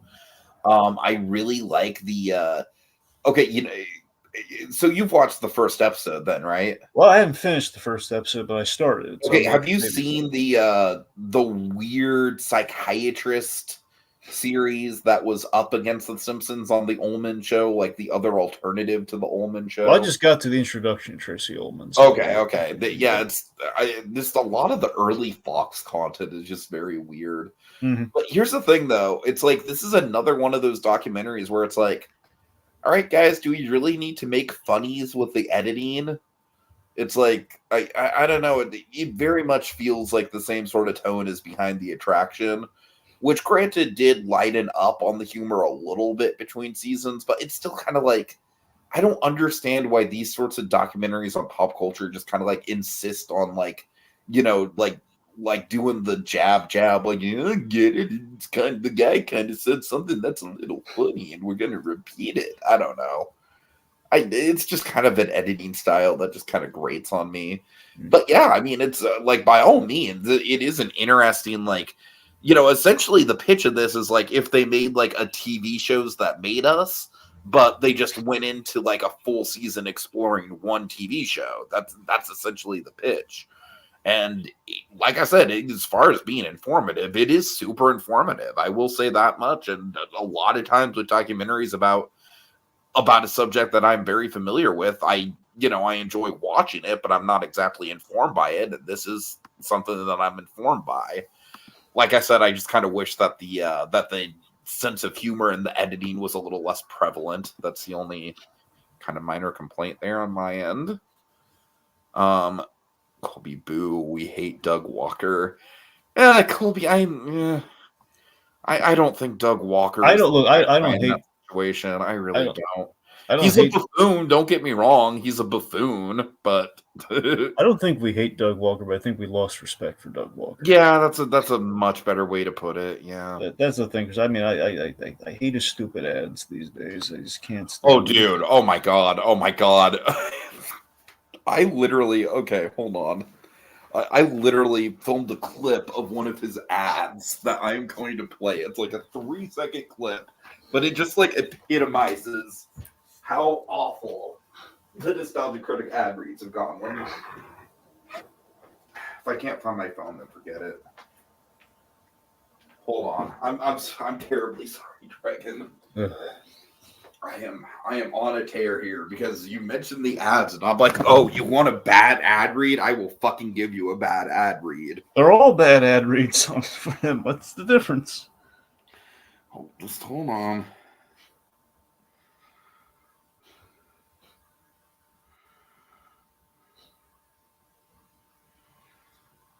Is it not on here? Oh, there it is.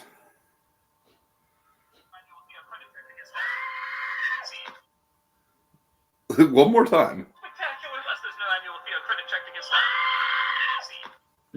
That sweet high pitched scream, Dragon. Am I right? That sweet high pitched scream. All right. Anyways, I'm terribly sorry about that. Here's the thing, Kogias. Doug Walker is funny to me in a very like he is cringe kind of funny. That's my appeal of Doug Walker right now. And you know what? I will say I still think he does a solid job with stuff like Disney Decembers. I'll say that much. I still think he's going strong with the Disney Decembers. I actually think they're kind of getting better over the years. Anyways, this is not a nostalgia critic podcast. Anyway. All right.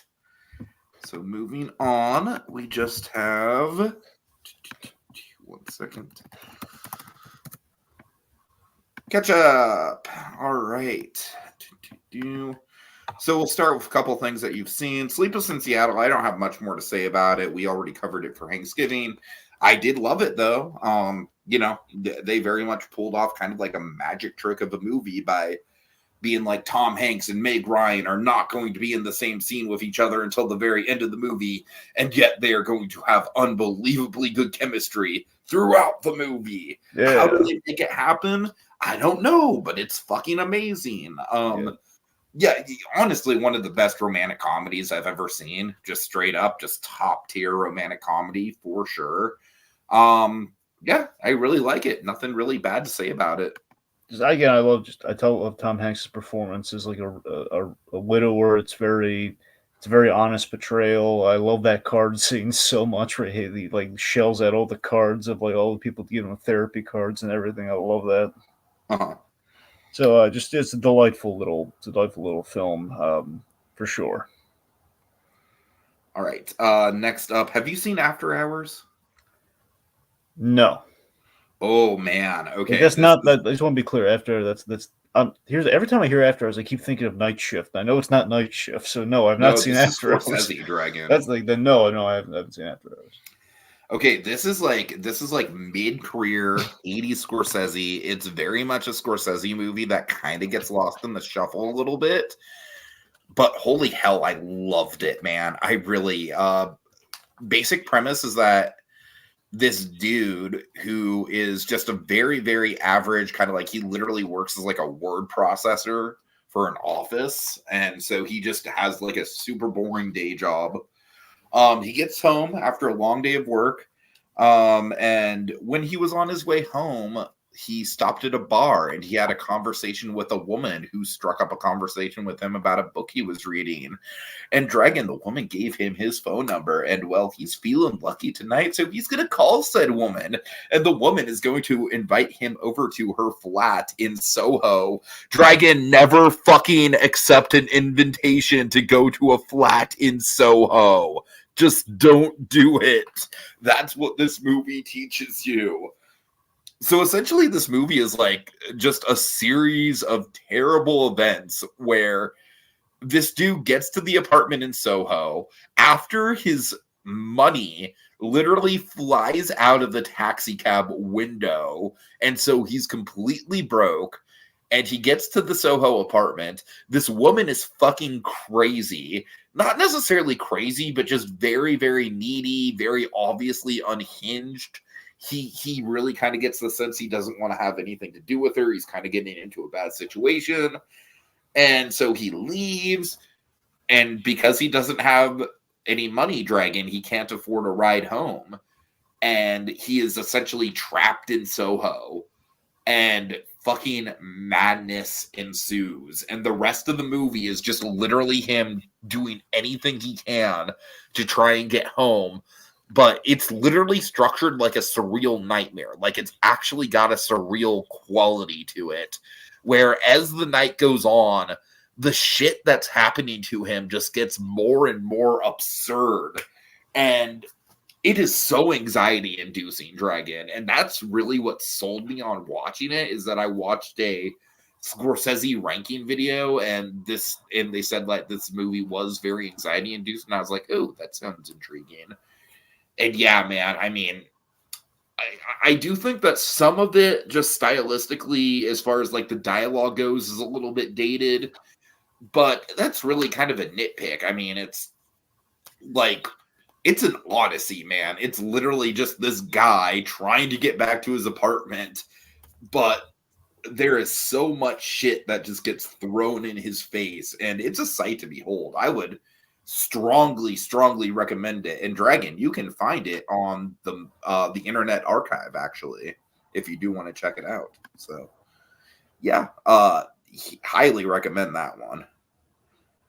Martin Scorsese presents Beau is Afraid. Oh God. Oh no, it's way better than that. And it's only 90 minutes, which is actually really refreshing for Scorsese. Okay, Lost in America, Dragon. Yeah, very famous Albert Brooks movie. I was familiar with like the famous scene from the movie, but never really the movie itself. Premise is couple, they love the movie Easy Rider, and they figure like, hey, let's sell our house in like very the yuppie '80s America. Let's sell our house. We'll take all the money we get from our house, and basically we'll rent a Winnebago, and we'll go across America and just basically we'll live it up until our golden years. Basically, we'll use our nest egg, and that's our nest egg and the money we made from selling the house, and that's what we'll do. Albert Brooks is in all his glory here. He's writing, directing, starring in this film. He was always really impressive when he did the majority of his films. Like the man wore many hats, and he delivered every time. It's essentially they lose their money in a very memorably spectacular fashion, and the money scene, well, I guess literally the money scene of the film, is him going to the casino owner, played by the wonderful Gary Marshall, the man who brought us happy days, and him just basically singing for a supper here. Practically, is Albert Brooks in his comedy style making this pitch to this casino owner to give them their money back, but pitching it like an idea, like a smart business ventures. Give us all our money back.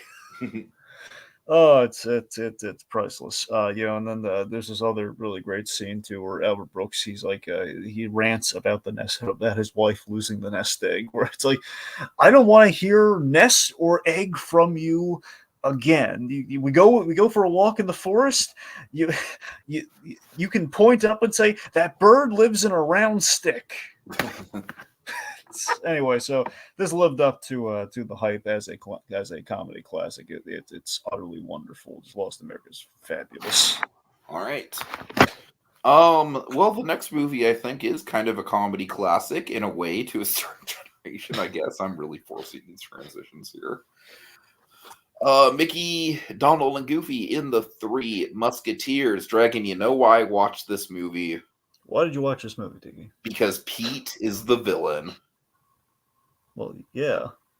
And that I don't know. For some reason I was just in a Pete mood. I was like, what have I not seen that has Pete prominently? You were in a peak Pete move. Dragon, I don't know why. It was just really randomly like I just had like, who's a great Disney design and a great Disney character? Fucking Pete. And yeah, him being a villain is a lot of fun in this movie. I think this is a really, really solid little movie, and I think I would have really liked it if I actually grew up with it. It's just the thing is, this was kind of like in that weird time space where I was kind of like aged out of cartoons and too immature to realize like, fuck it, I don't care what people think. Animation is awesome, and I'm going to pursue it. So yeah, I don't know. It's a lot of fun. It's a little light on story and character. It's pretty much Mickey, Donald, and Goofy doing what they're doing. But Pete is a very good antagonist, and he was kind of the reason I watched the movie, and I was not disappointed. So yeah, not much to say about this, but again, I get the feeling if I grew up with it, it would have been a favorite. All right, cool. All right, Copland. I'm pretty sure I've heard of this one. Yeah, so I think I know why you heard of this one. I'm going to get into that. So I watched this because of the Sly documentary, because it was mentioned. I had no idea about this movie. I mean, at least initially, because I remember the name sounded familiar, but after I watched the movie and I saw the credit, I was like, okay, that's why I know this movie.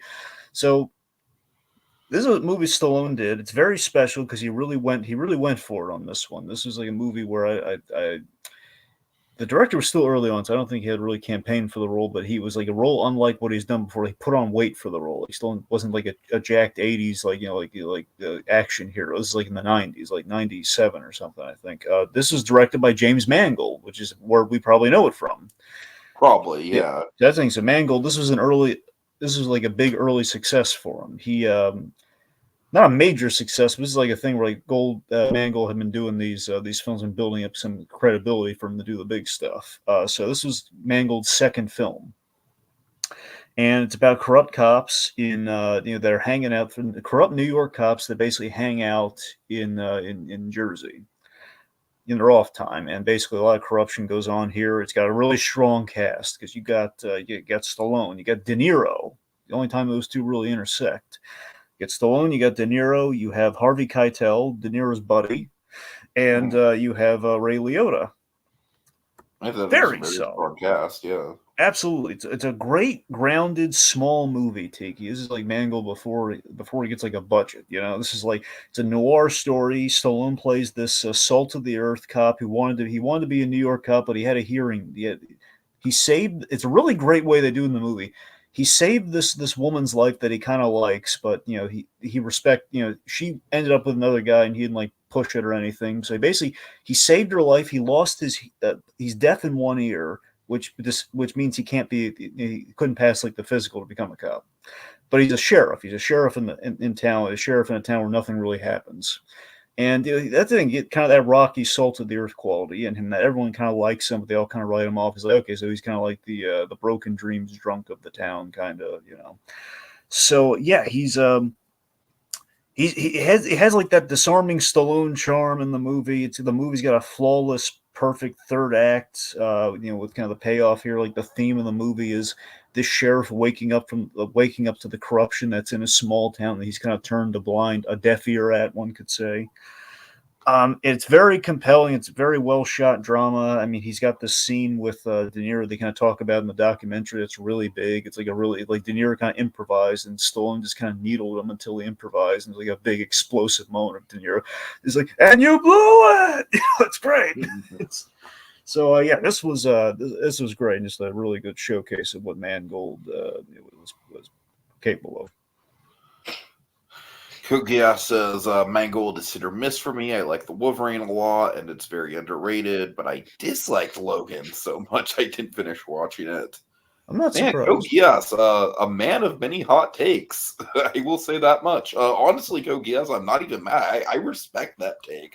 I don't agree with it, but I respect it. I really like the Wolverine, so I don't have any compunction with that. But I like Logan more than the Wolverine, though. So I like them both, but still, it's anyway. No, I don't know. I do like how against the grain Kogias is with some of his opinions. You should watch the Wolverine at some point, Tiki. I know I do. I just keep hearing such bad things about the last act. But still, it's like enjoy the first two acts. Right. Would it kill you? Maybe. Nah. Oh God, I'm so bored. Just grab a samurai sword, like yeah. All right, so DC's League of Super Pets. Dragon, you kind of hate the existence of this movie. Am I wrong? I mean, look, Tiki. Every time I think to myself, you know what? Maybe I'll give it a shot. Then, like for example, now it's on Netflix, and when you hold the thing over, like little keypad over Netflix, like the little preview, like a little clip from the movie pops up, and it's like that clip from the movie plays. Like, yeah, I don't want to watch this. I just don't want to do it.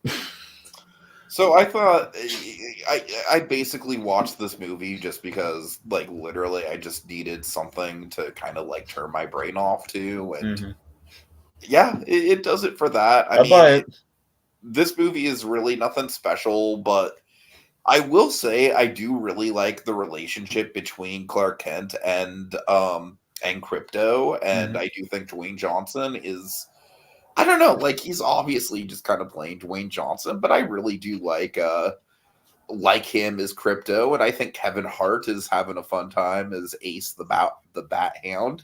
What's really interesting, Dragons, that Ace the Bat Hound actually does have a pretty compelling backstory where he was basically like an abandoned stray dog who kind of needs to learn a trust for humans. I will say the DC characters themselves are very shoehorned into this, like outside of Superman. They are very shoehorned in. They really don't contribute a lot, and they just kind of show up like, yeah, it's all the Justice League here. All right, like Davey Diggs is playing Cyborg, and that's great casting, but he doesn't do anything. So it's just kind of, I don't know. And then they do this thing with the pets in the pet stop that Ace is at in the beginning of the movie all get superpowers, and Crypto loses his powers, and it's a whole thing. I don't know.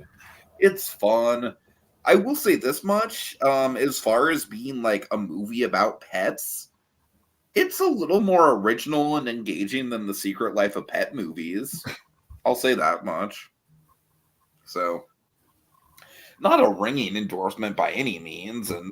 But I don't know, Dragon. Honestly, for you, it's like if you really want to be completionist about it with the DC stuff, it's not going to hurt you to watch it. It's like I think it's a perfectly harmless little time killer of a movie. It's obviously nothing special, but it's not going to hurt you. Like it's nothing offensive. Like I'll say that like there's nothing in this movie that's gonna offend you the same way that something like Teen Titans Go would. You know what I mean? Right, man.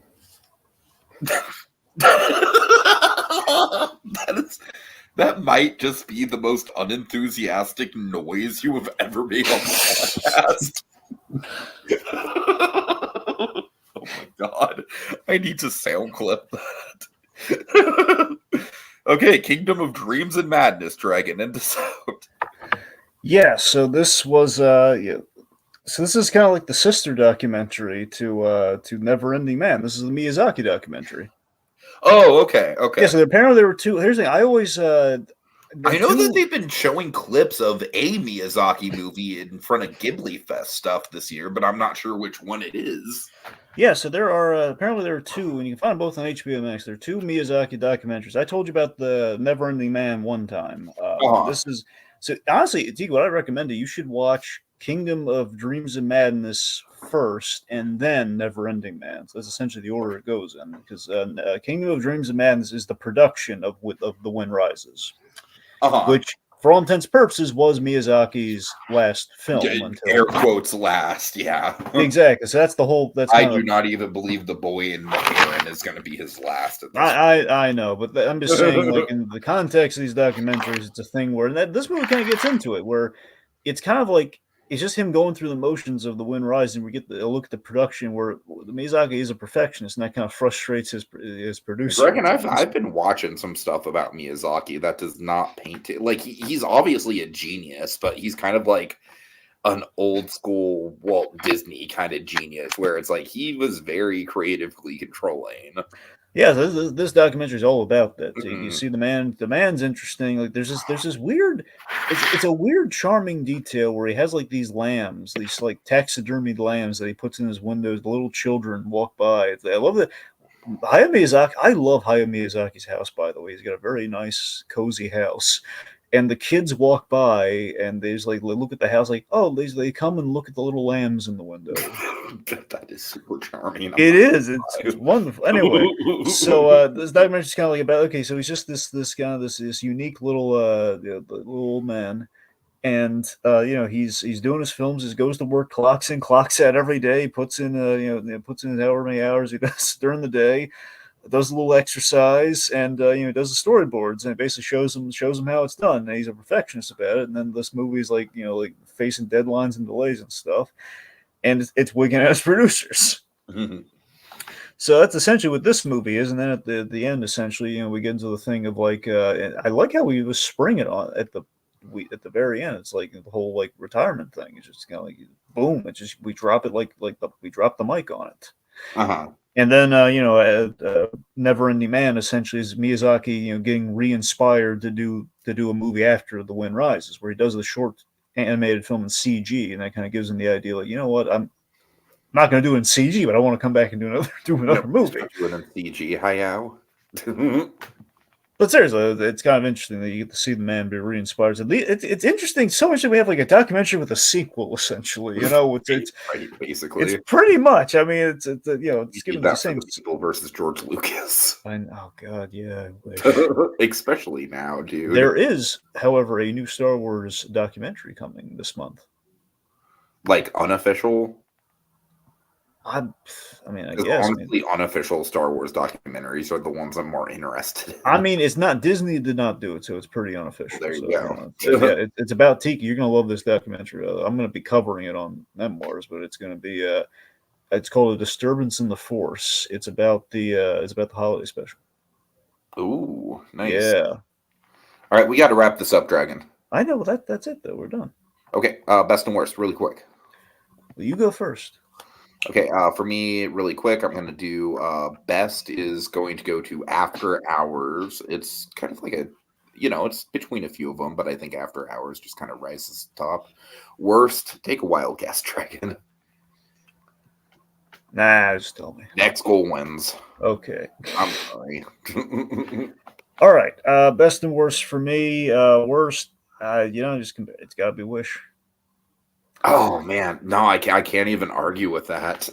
I mean, like, you stack them up. I mean, I can say nice things about all the other ones. I can't. I got Bubkiss for Wish. Good backgrounds. That's about it. Yeah, that's it. I can't really make a meal out of that. Anyway, let's see the best. Okay, so best. I think I'm gonna just couple mine with yours, in which I think both of our movies came out in 85. I'm gonna say Lost in America. I think Lost in There we America go. Fair enough. That is probably good the best. There you go.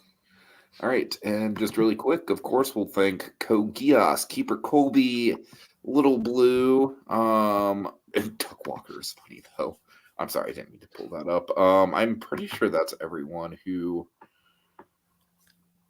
Yeah, that's everyone. Kogias, Little Blue, Keeper Colby. Really appreciate y'all sticking around for the whole 3 hours, especially. Yeah, well, folks, we've waxed on long enough. And it's time to put the pen down. Until next time, when we return for another fitting chapter in our